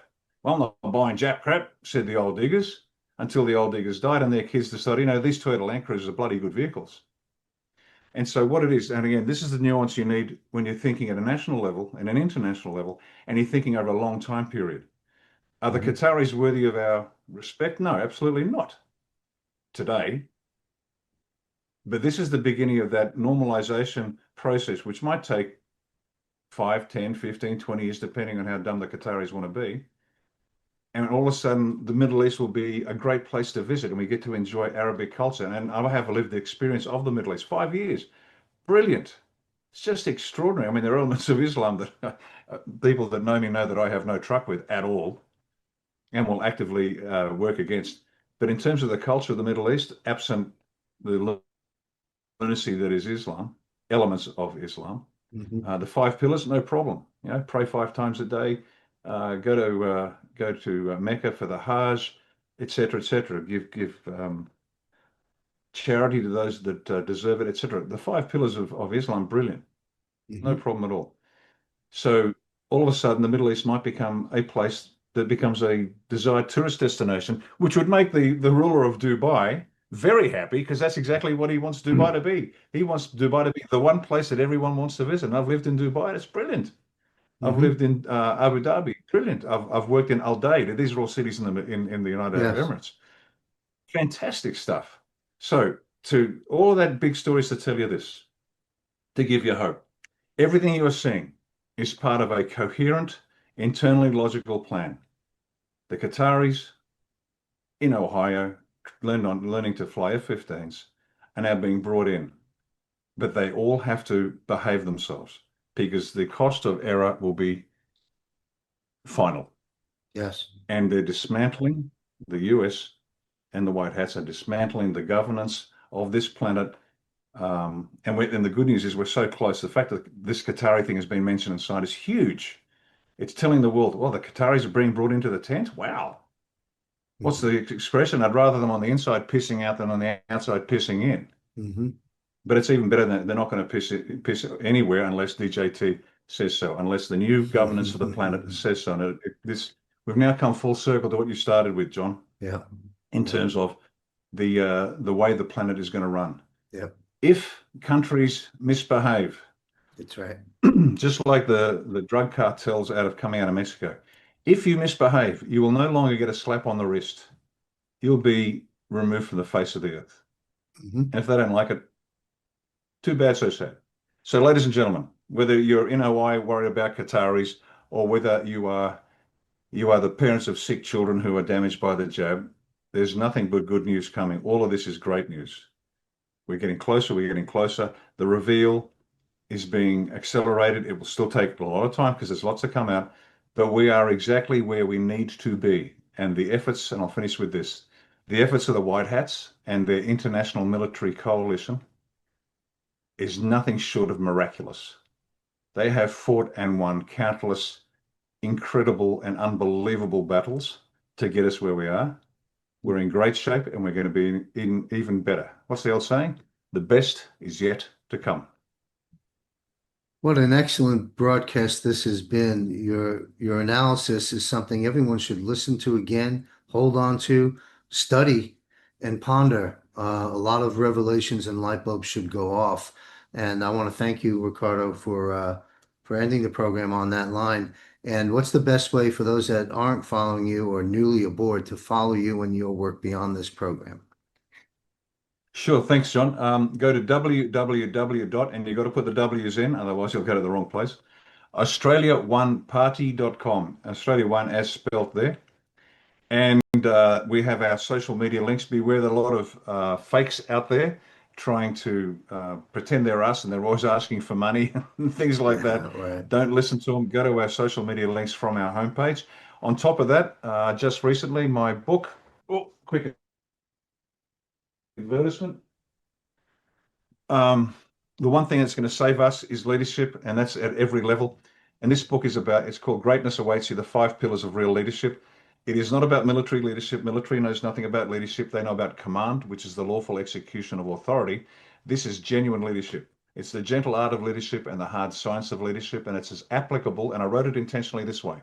It's as applicable to a single parent trying to raise good children in a tough neighborhood through to the national leader of a country, the chief executive of a corporation, the coach of a football team. Makes no difference. The principles are identical. It's now and it's in its fifth reprint. Hmm. So think about that. Fifth reprint. It's obviously got some value. So get a hold of it. If you don't want to buy it, that's fine. Go to the library. But I'll tell you what I was told. One gentleman went to the library, got it out, read it, put it back, went back, got it out a second time, read it again, put it back, went back a third time, read it again, put it back, and eventually went and bought his own. Because I've written it in such a way that it has depth if you can see it, that if you don't, it's good for young men and women in their early teens. My daughters have both read it. Um, when my son read it, he said, "Dad, that last chapter, it's gold. You tied it up beautifully." And he's a very thoughtful, he's now 25, he's doing aeronautical engineering. So he's no dummy. He's a smart, hard man. He can bench decent weights and can think at the same level. But Mhm. that was high praise from a son, saying, "Yeah, that's a good book, Dad. I really appreciate it." So get that. It's necessary for all of us. We must lead our families. We must Yes. lead our communities. We must Mhm. lead our counties. We must lead our states. We must lead our nation. We is all of us. I'll leave you with this. The underlying principle A1 is how we're doing our job. That is to help Australian, to create a moral movement that helps every Australian reach their highest individual potential so all may participate in the reformation of Australia. And that's the only way that we can guarantee that this awful situation will ever arise again. We are all responsible and we're all capable of leading. So there you go. Well, thank you. In addition to the library, where can Wilson people pick Publishing. up? Sorry, Th Wilkinson Publishing. There you go. Okay. Well, Wilkinson Publishing, thank you. Greatness awaits you, Ricardo Bosi, and thank you very much for imparting your experience in business, in life, and on the battlefield, and in the intelligence war rooms to make sense of what this world is going through. And it's a stabilizing force of a whole lot of truths. And I greatly appreciate you very much. So does our audience. Thank you, sir. We'll see you at the Global Defense War panel later in October. We'll see you every other Monday here on BOSI Briefs. Thank you very much, Ricardo BOSI. All right, Thanks, John. thank you, sir. Be sure to join Ricardo and I on our monthly Global Defense War military panel for in-depth analysis of this global defense war with a panel of military experts. And sign up for free at jmcbroadcasting.com. You'll get my newsletter every Friday, as well as usually an hour-long audio unplugged where I go where I don't necessarily go on camera. The global financial reset is now underway. Learn how to not only survive the transition, but perhaps thrive by visiting wealthcoachuniversity.com and avail yourself to 10 free video PowerPoint modules I personally produced. I think you'll find them very, very enlightening. Information is important right now, particularly when it comes to crypto, gold, silver, and what is happening in the parallel economies. So again, thanks to retired Lieutenant Colonel Ricardo BOSI for his keen insights and analysis, helping us all to get through this transition from dark to light as the course correction for humanity has finally arrived. Remember, where we go one, we go all. Stay safe, everyone in Australia and all over the world listening. Stay safe, and may God be with you. What you need to know, and this is very important, that all precious metals are not created equal, and the same goes for the firms that sell them. What John Michael Chambers reveals in Module 3 is very, very important. Whether you already acquired gold or silver, or are considering acquiring gold or silver, yes indeed, buy gold, buy silver, buy now. But buyer, beware. What an exciting time to be alive. The dawning of the golden age is upon us. Goots, Goots, get out of the system now. Action on your behalf is required. Be on the right side of history. Please visit all 10 free modules at wealthcoachuniversity.com and schedule your private one-on-one wealth coach consult with me, John Michael Chambers. I look forward to meeting with you. It's time. Visit Module 3 at wealthcoachuniversity.com.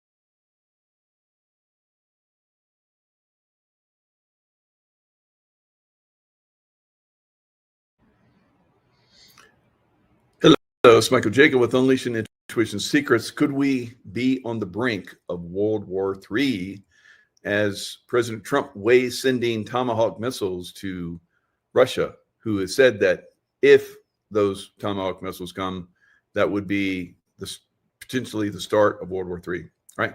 So I don't see President Trump doing that. I think, he's,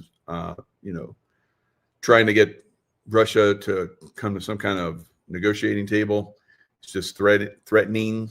Sometimes empty threats, if you do them enough, they start to deteriorate as far as like a tool in convincing people to come to the table and talk. So I don't know what he's thinking about this.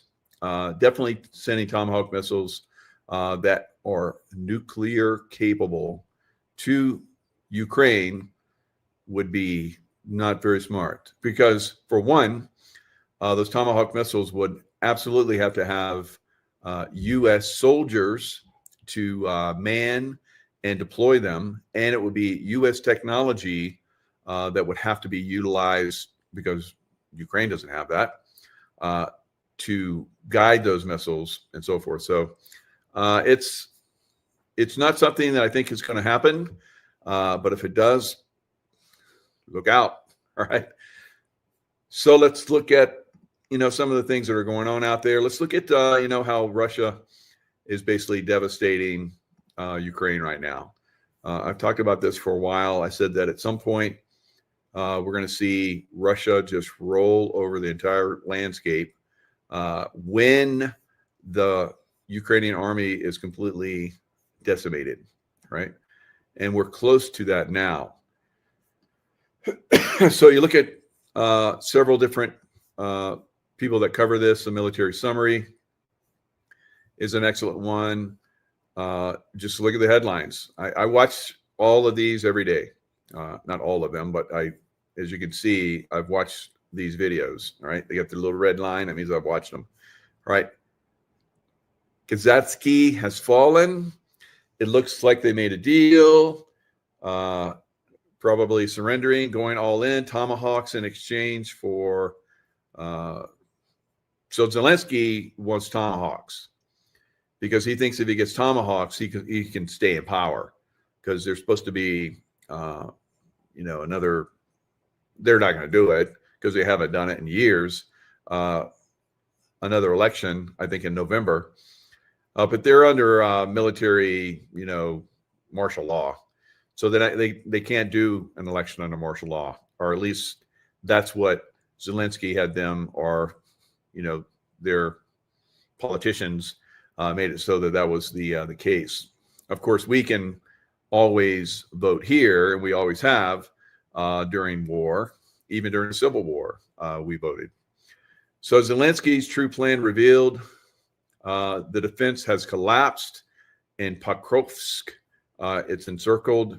Blackout in Kyiv as Russian missile strikes on pretty much daily and nightly all across Ukraine. They're blowing up all the power plants, all the oil factories, all the train stations. It's going to be a very cold winter in Ukraine, and they're telling people to get out of the big cities, like I've been saying here in America. But the reason why is because they're going to be blacked out. So it'd be more survivable, I guess, if they go to the countryside. So a new strike is being prepared. The next strike could be the last. Winter will be tough, like I said. And then they talk about all these different towns. Novokorivka has fallen. Operation Donbass Ark. Novosibirsk has fallen. Collapse of the defense. Western Ukraine under attack. So all of these, it's basically Ukraine's failing everywhere. Everything. All across the entire front. And it's a massive front. It's a massive front that the Russians are forcing the Ukrainians to fill all across the front for 1,000+ kilometers, and that's basically making the lines thin. Their defenses can't be manned well, and so the Russians are just coming in and taking them down left and right. They've been circling a lot of the cities, cutting off the supply lines, and then slowly squeezing them. So here, like right here, 2 kilometers from operational encirclement. So they keep doing these pincer operations. They completely encircle a town instead of just like duking it out, straight into the town. They encircle the town, cut off all the supply lines, and then starve out the defenders. And then they make it so that there's hardly any way they can escape. And if they do try to escape, as they're escaping, they drone strike them. They artillery strike them, all kinds of, they're just devastating the Ukrainian army. Highway of death, Pokrovsk disaster, armed forces of Ukraine lost 20 vehicles near Rodinsk. So there's a lot of vehicles that are being lost. The Ukraine hardly has any vehicles left. They have no air superiority whatsoever. All they have is drones. They're getting less and less drones. They can't stop the constant bombardment of missile and drone strikes are hitting their major cities. They're losing everywhere. And so for some reason, they think that if they get some Tomahawk missiles, now when they had the Patriot missile batteries to protect Kyiv and some other places, the Russians found them and destroyed them, destroyed all of them. And they were supposedly America's like indestructible battery, right? They couldn't get at it because but we saw that the Russians have missile systems that are way beyond the speed of sound, and they can come in, and the Patriot missile batteries can't track them, and they'll fire 3 or 4 at one missile and take out that one missile, but there's like 3 behind it, and bam, just takes out everything. So I don't know that the Tomahawk will be any more effective. It could be because we'll see. I don't know. Maybe they're more. They're faster. I don't know. I know they're shot from ships, oftentimes dropped from aircraft, bombers, and so forth. They're very effective missile system. So that the fact that Ukraine may get them, there's a lot of talk about it, may get Ukraine or Russia to the bargaining table. That's the intention of it, obviously, and I don't think Russia's flinching. And why would they? But they're telling America, they're pretty much coming straight out and saying that if you send those, it's pretty much an act of possible nuclear aggression, and we will meet that, right? So we saw that with the Biden administration. So we don't want to see that anymore, right? So I don't know what kind of little game Trump administration's playing here, but maybe it's just like, we're going to say this and you do that and continue to take down the Nazis and the NATO. I don't know. But it is, we have to be aware that this is pushing in a direction that's very concerning, right? So let's look at other defeats of Ukraine. It's a disaster in Ukraine. You think some Tomahawk missiles coming in is going to save this army? 5 elite Ukrainian groups raised the white flag and surrendered. Pokrovsk lost pretty much. Let's get to the videos. Disaster in Kupiansk, Ukrainian troops trapped. 5 elite Ukrainian groups raised white flag. Pokrovsk lost for Ukraine. 160,000 soldiers flee the front, raising a white flag. Pokrovsk disaster, Ukraine fell into 3 cauldrons. A cauldron basically is where they pretty much encircle the city, and anyone that tries to escape, they basically, like I was talking about, they get droned, and they basically get blown up, right? If they wait too long.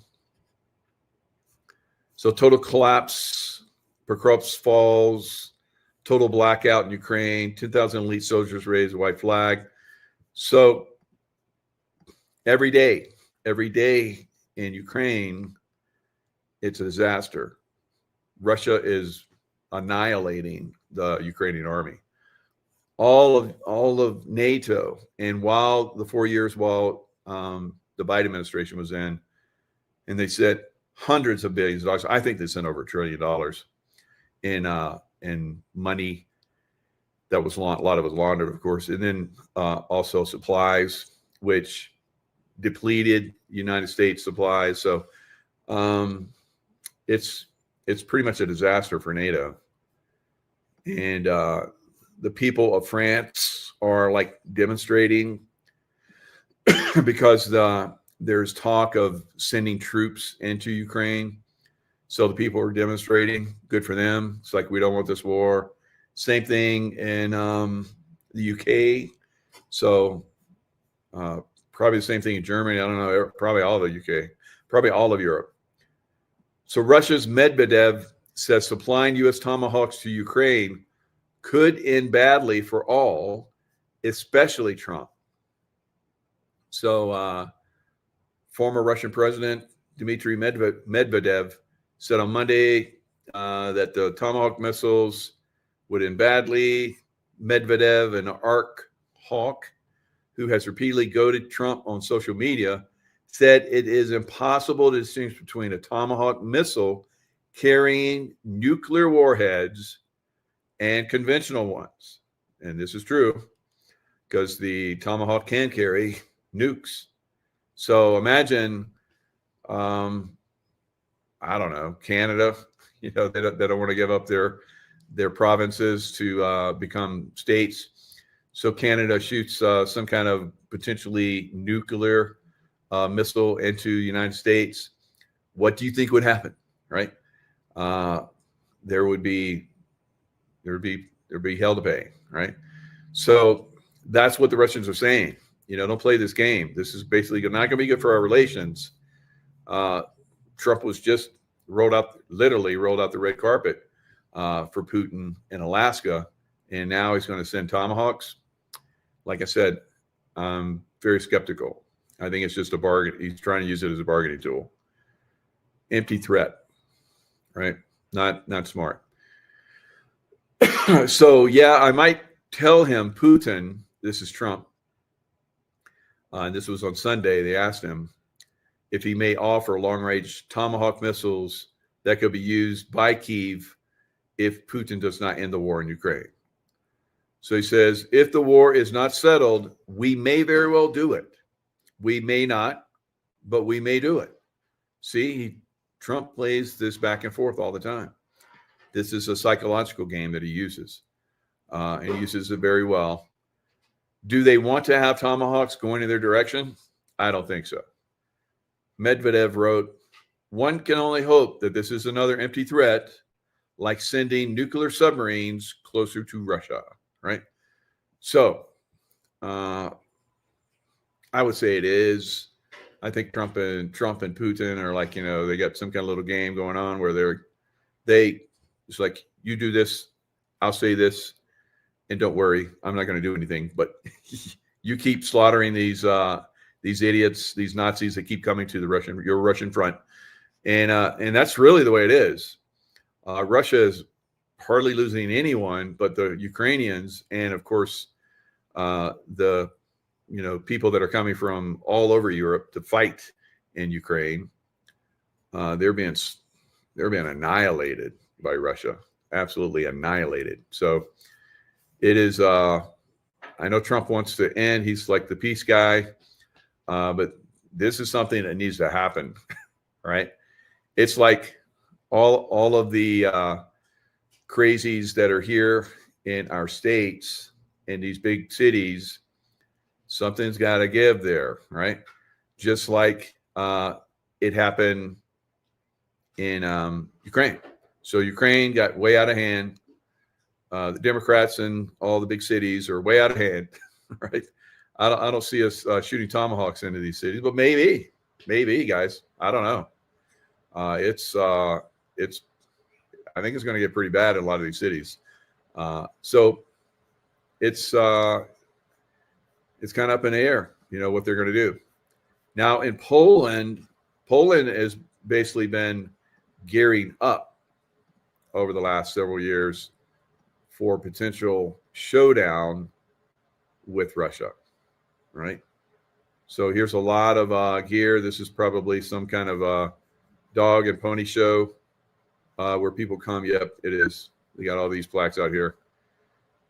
So you have all these people coming in and checking out all the gear that they, I guess, have or they potentially have. See, here's a drone that can be launched from this. And within here, there's probably all kind of, controllers for the drones. So there's Russia as a Russian aggression, whatever, turns west. Poland says it's ready. Warsaw has doubled the size of its military since 2014 and boosted military spending to nearly 5% of GDP. All right. So Poland, Do you remember how the Soviet Union just rolled right over you? Right. So maybe that's why they want to get, bulked up with weapons. I don't know. But they're not going to stop Russia. If Russia decides to come into Europe, which there's no reason for them to come into Europe. All they're doing is protecting their border from Nazis. Ben, maybe some of these European Nazi, countries, they might have to take care of business in them, right? So I would think it's very unlikely, but if Putin were to somehow pass over and Medvedev would take over, yeah, or Russia would basically take over Europe, right? And they would take it over. There would be no stopping the Russian army because there's nothing in NATO, nothing that could even slow down the Russians if they really wanted to go in. So what Europe should be doing is making peace, making friends, and doing trade deals with Russia, so there is no war. But they keep pushing. They keep the verbal assault on Russia. They're taking away all their money and trade and stuff that there were in banks. They seized all their money. This is unprecedented for one country to do that to another country. So it's not really looking good for Europe. So the only thing that can save Europe is if a grown-up shows up like Trump, right? Because they're all children. They're all communist children that think that they can just steal from their people, and their people are going to just let them. At some point, I think the people, just like we saw in the Soviet Union, are going to stand up and push back and take back their countries. All right. So at this point, I don't know. Now, I did a special show earlier on silver. There is a massive gap in the price of silver on the basically the metals exchange, COMEX, and it's a much lower price than what the actual prices things are being sold for. So right now, silver stands at $52.82 for spot price, and then for the futures on the COMEX, it has been going up quite substantially all day. It's almost up 10% from where it closed on Friday, since trading opened last night and into right now. So right now it's up another almost 2%. It was up over 7%. So we're almost at a 10% rise in silver, but still silver is over $1 less than spot price on the COMEX. So the spot price keeps going up, and the COMEX price is, although it's going up very rapidly, it's not catching up. So it's still going up, and I explain why this is happening on my special report on silver. So the economy there's lots of cracks in the economy, and it's not going to last much longer before it completely collapses, right? Worldwide. All right, breaking. North Carolina to redraw congressional maps to stop California. So California, everyone's leaving it. Lots of people hate the government. The vampire, who is the governor, and President Trump delivered countless victories during his first term in office, and 9 months into his second term, he continues to achieve unprecedented wins. However, now Texas just redrew some of their redistricting, and so there's going to be more Republican congressmen, and now North Carolina is going to do that too. Will it be enough? Right? Now there's other redistricting that could happen if the Supreme Court passes a law, which basically says that you can't use, like, for instance, minorities. Like if you have a lot of blacks in a certain area, or Hispanics in a certain area, or Africans in a certain area, so Somalis, whatever, you can't use that lower number to basically over redistrict. And if that happens, that would free up 19 different positions for Republicans. So that would stand as common sense. Whether that happens before the midterms remains to be seen, but it looks like they're really, pushing very hard to make sure that the Democrats don't completely take over the House again. And if they do, that will be a disaster for America. There's no question about it. All right. And if they get hold of Senate again, like they did, they got hold of a House the last time Trump was in office. In the midterm, he was basically, he had the like he does now. He had obviously the presidency, the Senate, and the Congress. Couldn't get a lot done because he had all those rhinos in there. So a lot of the rhinos have been cleaned out, but the numbers still aren't high enough to push back on a Democrat surge, right? So we'll see what's going to happen coming into next year.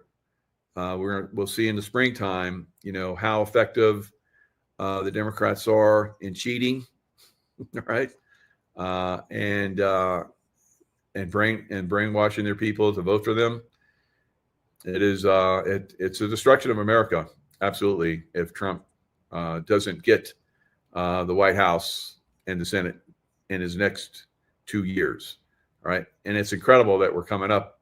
We're not even done with a year yet, but we're coming up on, it usually is about 9 to 10 months out where things really start to kick for the midterms. And there's a lot of focus on that. So it's crazy. It's just like a nonstop. We're at war. We're at war with the enemy within. That enemy within is the Democrat Party and their minions. It's a mess. A lot of people still don't understand that or see that, and we want America's gone. You might as well just move, right? I don't know where you're going to move, but because if America doesn't win, then the rest of the world's pretty screwed too. But that's pretty much where we're at. America is right on the verge again of collapsing. Even though Trump has done all this stuff, he's done a lot. So I still think he's the greatest president ever. But even though he's been the greatest president ever and has done more than any other president, has kept almost all of his promises, almost, right? You can bet if there's not a massive pushback on the Democrat Party, that will probably happen with these cities going crazy. If that doesn't happen, America's lost, right? Absolutely lost. And moving the Wolf Mother, I'm with you, Wolf Mother. I probably would move to Russia too. But if Trump doesn't win and the Democrats get control again, just like Joe Biden, he'll bleed America to death, and he'll send troops to Europe to fight the Russians. No doubt. Or the Democrats will, not Putin, not. There was a time there was a someone that looked like Joe Biden that was kind of somewhat in charge, but we know that was just a figurehead. So it is going to be very interesting what happens over the next several months. All right. And we have like this 3-eye atlas, coming close to the sun towards the end of this month. It seems to be affecting the earth and the sun. So as it gets closer, is it going to cause some kind of massive earth change activity. So lots of different things, to look at and be aware of. If it wasn't enough that we have, the Democrats and the leftists, destroying our country, we also have to look at central casting, as Trump says, yes, with mother. So yes, with mother. So there is a lot of central casting going on. Of course, there's a President Trump, a couple different President Trump, central casting people out there. And but still the Trump administration and the White Hats, for the most part, are completely in charge.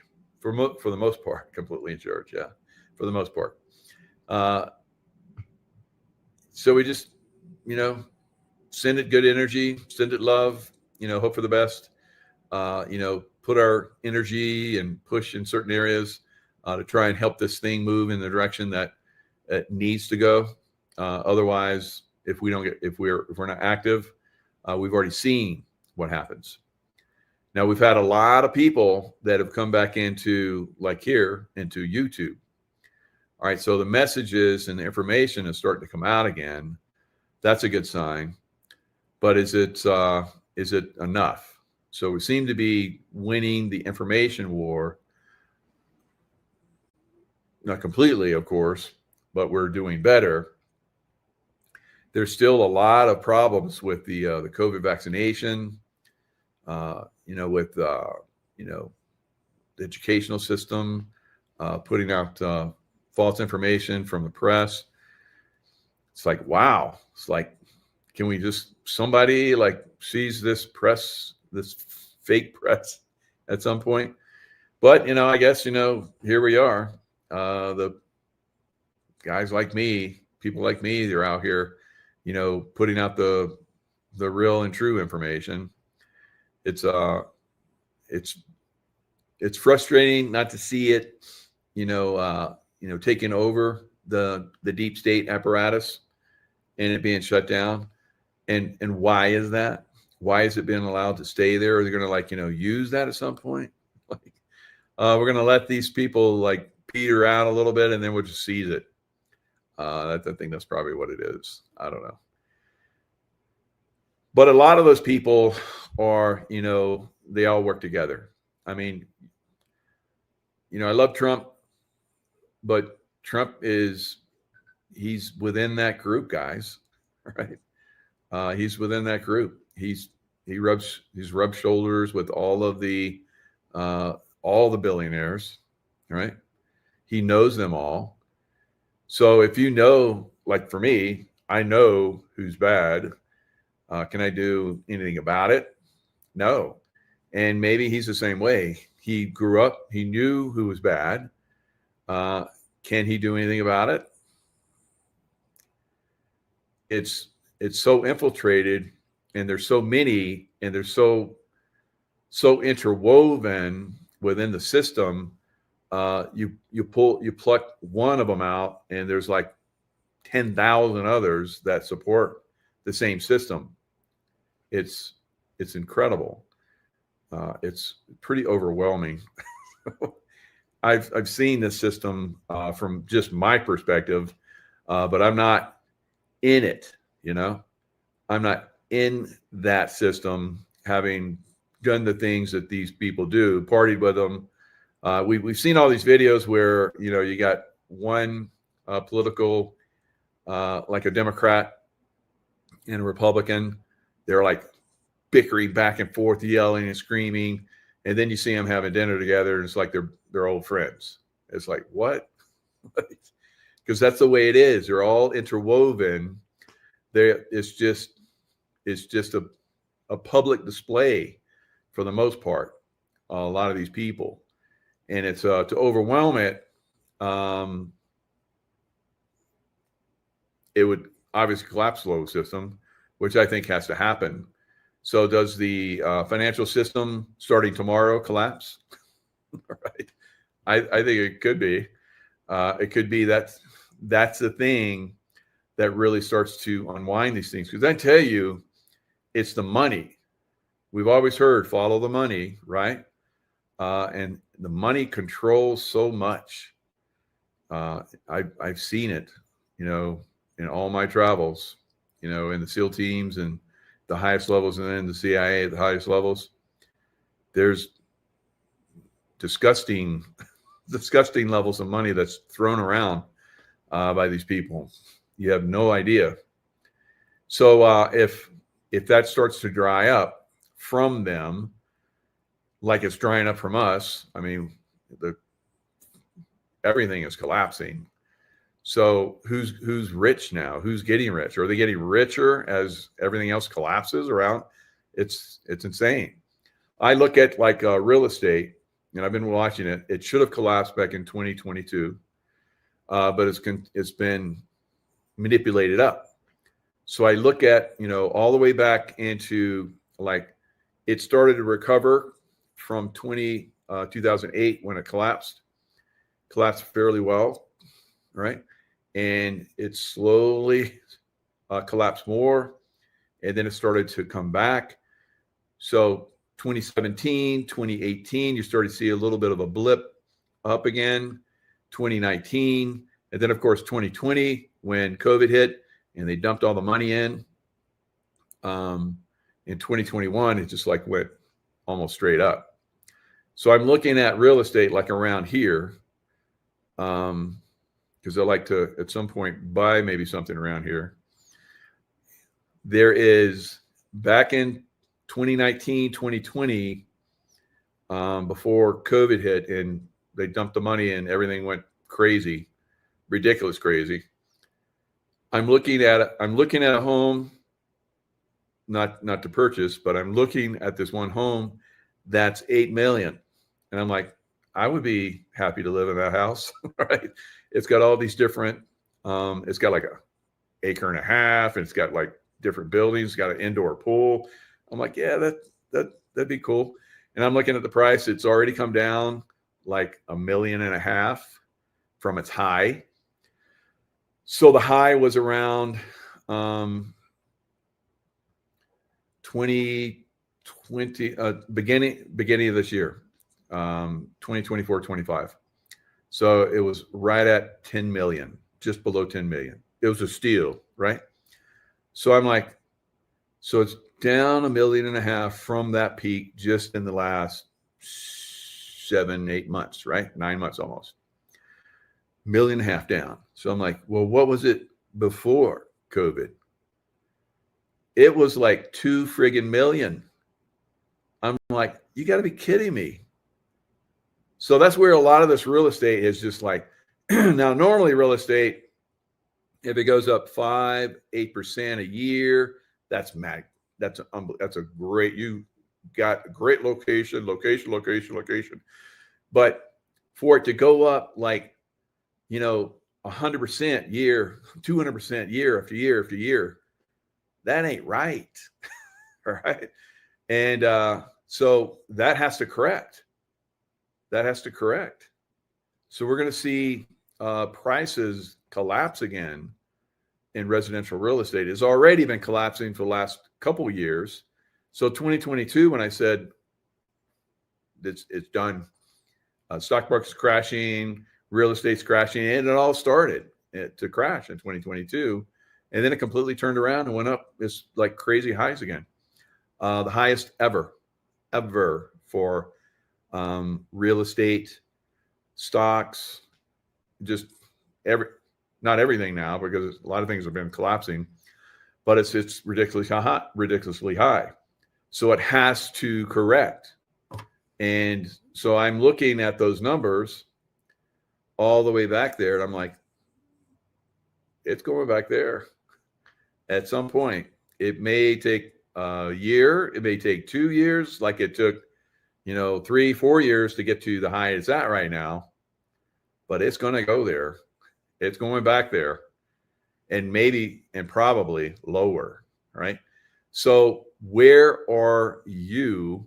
Will you survive all of the crazy unwinding and wars and rumors of wars and earthquakes and all that stuff we hear in the Bible, prophecy? where will you be? Because you're like, well, if there was a house that's was going for $150,000 and now it's like, $1 million, will they go back to $150,000? Probably. All right. Unless they dumped a lot of money into it and, upgraded it and stuff like that, it might not go quite that low, but it could probably go that low, back to there and then below. All right. Below that. But do you have the wherewithal to last that long?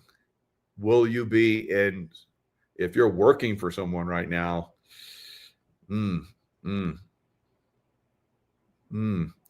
right? If you've saved up a lot of money and you have a lot of silver, I wouldn't save a lot of money. I would have it in silver. I wouldn't have any money in the bank. I'd have it in silver. All right. I wouldn't be buying a brand new car right now unless your jalopy's like collapsing. I wouldn't be going on like crazy vacations right now. I wouldn't be buying a house. Absolutely not buying a house right now. So where would you be in another year, 2, 3 years if you could last that long? Would you have the money? Could you plan it out where you would have the money to buy that house that went to the moon, that you're like, I'd buy that house, but it went to the moon and I ain't going to buy it. I ain't going to buy a moon house. Right? When it comes back to Earth, I would buy it. You would buy it now, but where will you be in a year or 2 or 3, right? So, what line of work are you in? How much money have you saved? Or silver, again, how much silver have you saved? And if you're still sitting on money, what in the hell is wrong with you? I just want to reach through and slap a knot on your head. It's like, wake the F up. So if you have it in a bank, you might be finding out pretty soon that it ain't going to work out so good. I think we're going to see some bank failures start to pop really hard again. So think about it. Think about where you would be, what you would do in the next year and a half. If you're struggling at a job where you're barely hanging on in this job and you're seeing everything collapse in your industry, so and you're thinking, well, I got a bunch of silver. I would like use it to survive. That would be good. Back when I basically had my outing with the CIA, it was the silver and gold that I had to tap it to survive. Right. So I don't feel that I'm going to be in a survival mode going forward. I'm going to be in a mode where I'll be able to continually maintain, and I'm waiting for the opportunities. Right. And if you have enough silver, when silver starts to really take off, you're like, really take off? Yeah, it's not done it yet. All right. So when it really takes off and you're getting $150, $250, $500 an ounce, right? Can you wait that long? Because it may take a few years to get there, right? And if you can't, maybe you can buy something which don't do a friggin' mortgage. Right? So I also looked at that house and I'm like, if I took out a 30-year mortgage, which would be stupid for me, I'm like 65. Why would I take out a 30-year mortgage? So I'm looking at that house and I'm like, let's say that I did, 15% down or 20% down or whatever. And I did the mortgage payments on this house. It's friggin' stupid. It's so stupid. I remember when I had condos, I was like, what? I paid on this condo for like 12 years. And it's like, it hasn't moved what I owe on the friggin' on the thing. It's such a scam. So for 30 years of payments, you're going to end up paying I would have ended up if I took that house, for whatever payments, there would be like 3 times the price of the friggin' house. So if I took an $8 million house would be like worth, you know, 3, 8, 6, 8, 16, 24, I think. 20, I think it was like 24 million was the total price that I would pay if I took that house, which I don't have that kind of money, but you know, I dream big, and when I dream big, usually I do well. So I'm dreaming big. We'll see what happens. So a $2 million house, maybe, you know, my silver, if it really takes off, I could buy that in cash, right? At some point, if it goes to 500, if it goes to, you know, $250 an ounce, if I take that money and I put it in something else, you know, they talk about all of this rare earth. Rare earth is bullshit. There's plenty of it. But here in the United States, we don't process it. So what if Mike and a bunch of other smart men and women decided they were going to build a rare earth plant to refine it? Because there's plenty of rare earth in the United States. It just has to be shipped somewhere else to be refined. It's like ridiculous. To China. China's got a lot of it, and I think there's some other places to do. I think Venezuela's got a lot of rare earth too. So let's say me and a bunch of other people got together. We're like, I'll put this money down. You put that money down. We'll work our asses off. We'll make this in a few years. We'll be like rare earth or less a year, you know, 9 months. We'll have a rare earth factory. And then we're like pumping it out. And we're all like, you know, got tons of money because, you know, everybody's coming to us. So there'll be opportunities like that for you and for your peeps that you will probably be able to take advantage of. Because when you look back in 1929, 2008, all these different crashes, they were opportunities for those people that had the vision, right? And the people that moved in and took advantage of, you know, the everything collapsing. World War II was like that. World War I was like that. All these different, you know, places. I remember I was listening to this one guy. I was at a place where a lot of rich people were. I wasn't one of them, but there's all these rich people talking, and one of them, their grandfather had bought in Italy, had gone in where everything was bombed and blown up, had gone in and bought real estate in areas that were all like destroyed. Nobody wanted it. No one had money. He had money. He went in and bought all this real estate, and their family, if I told you the family, you'd be like, gee, of course, you know, but their family became ultra wealthy from that, you know. So from the coming destruction that's going to be happening, that's already happening in our economy and the world, will be opportunities of a lifetime. And if you're positioned with silver, that's going to go up to an incredible level. And some of you already have businesses that are going to do well. You position yourself, like I have positioned myself well with LifeWave. So that will be something that will be very successful in the future. So already successful, but be even more successful in the future. So if you position yourself in certain businesses, you can benefit from the coming turmoil. If you have that vision to see that this area will be successful, that area is going to be going away because it's like it's already effed up.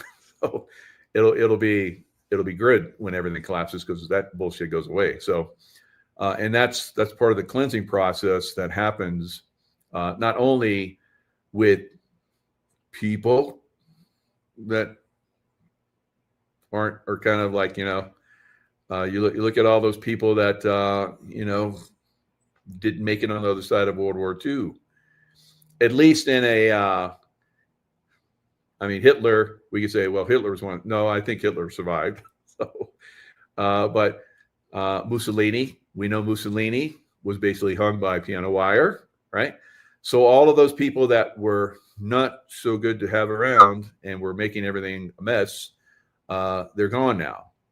Would Gavin Newsom be gone in the future? I think probably. And I don't know, maybe he becomes a pecan tree grower. I don't know, or if in prison or whatever. So I don't know. So there's going to be, like I said, many opportunities, but you have to really start to think about that. Don't be reactive.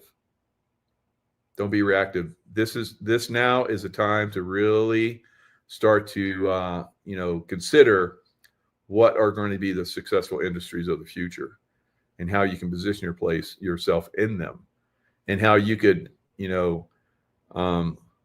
grow your wealth over the next several years if you're positioned correctly, and you're out of things that are not, like the person that bought that multi-million-dollar house that I looked at that is now worth $8 million.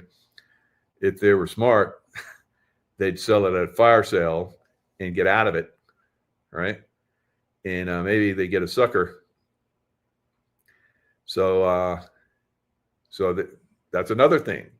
So there's a lot of people out there that are like me, baby boomers, that have some real estate and they think it's going to continue to go up. You're not going to be that kind of stupid. Doesn't survive, right?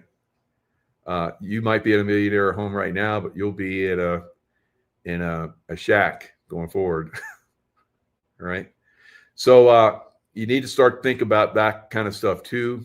If you're in a position where you can benefit from the sale of certain things, like real estate, you better get out of it. Better get out of that real estate. I've been saying it for years now, and it will get down to the wire. Things are going to start to collapse very quickly. You saw on Friday how quickly things can collapse. That was not even a taste of what's coming, guys. Not even close. So, all right. You paint beautiful artwork. That's always, Mitch, that's always, that will always go forward.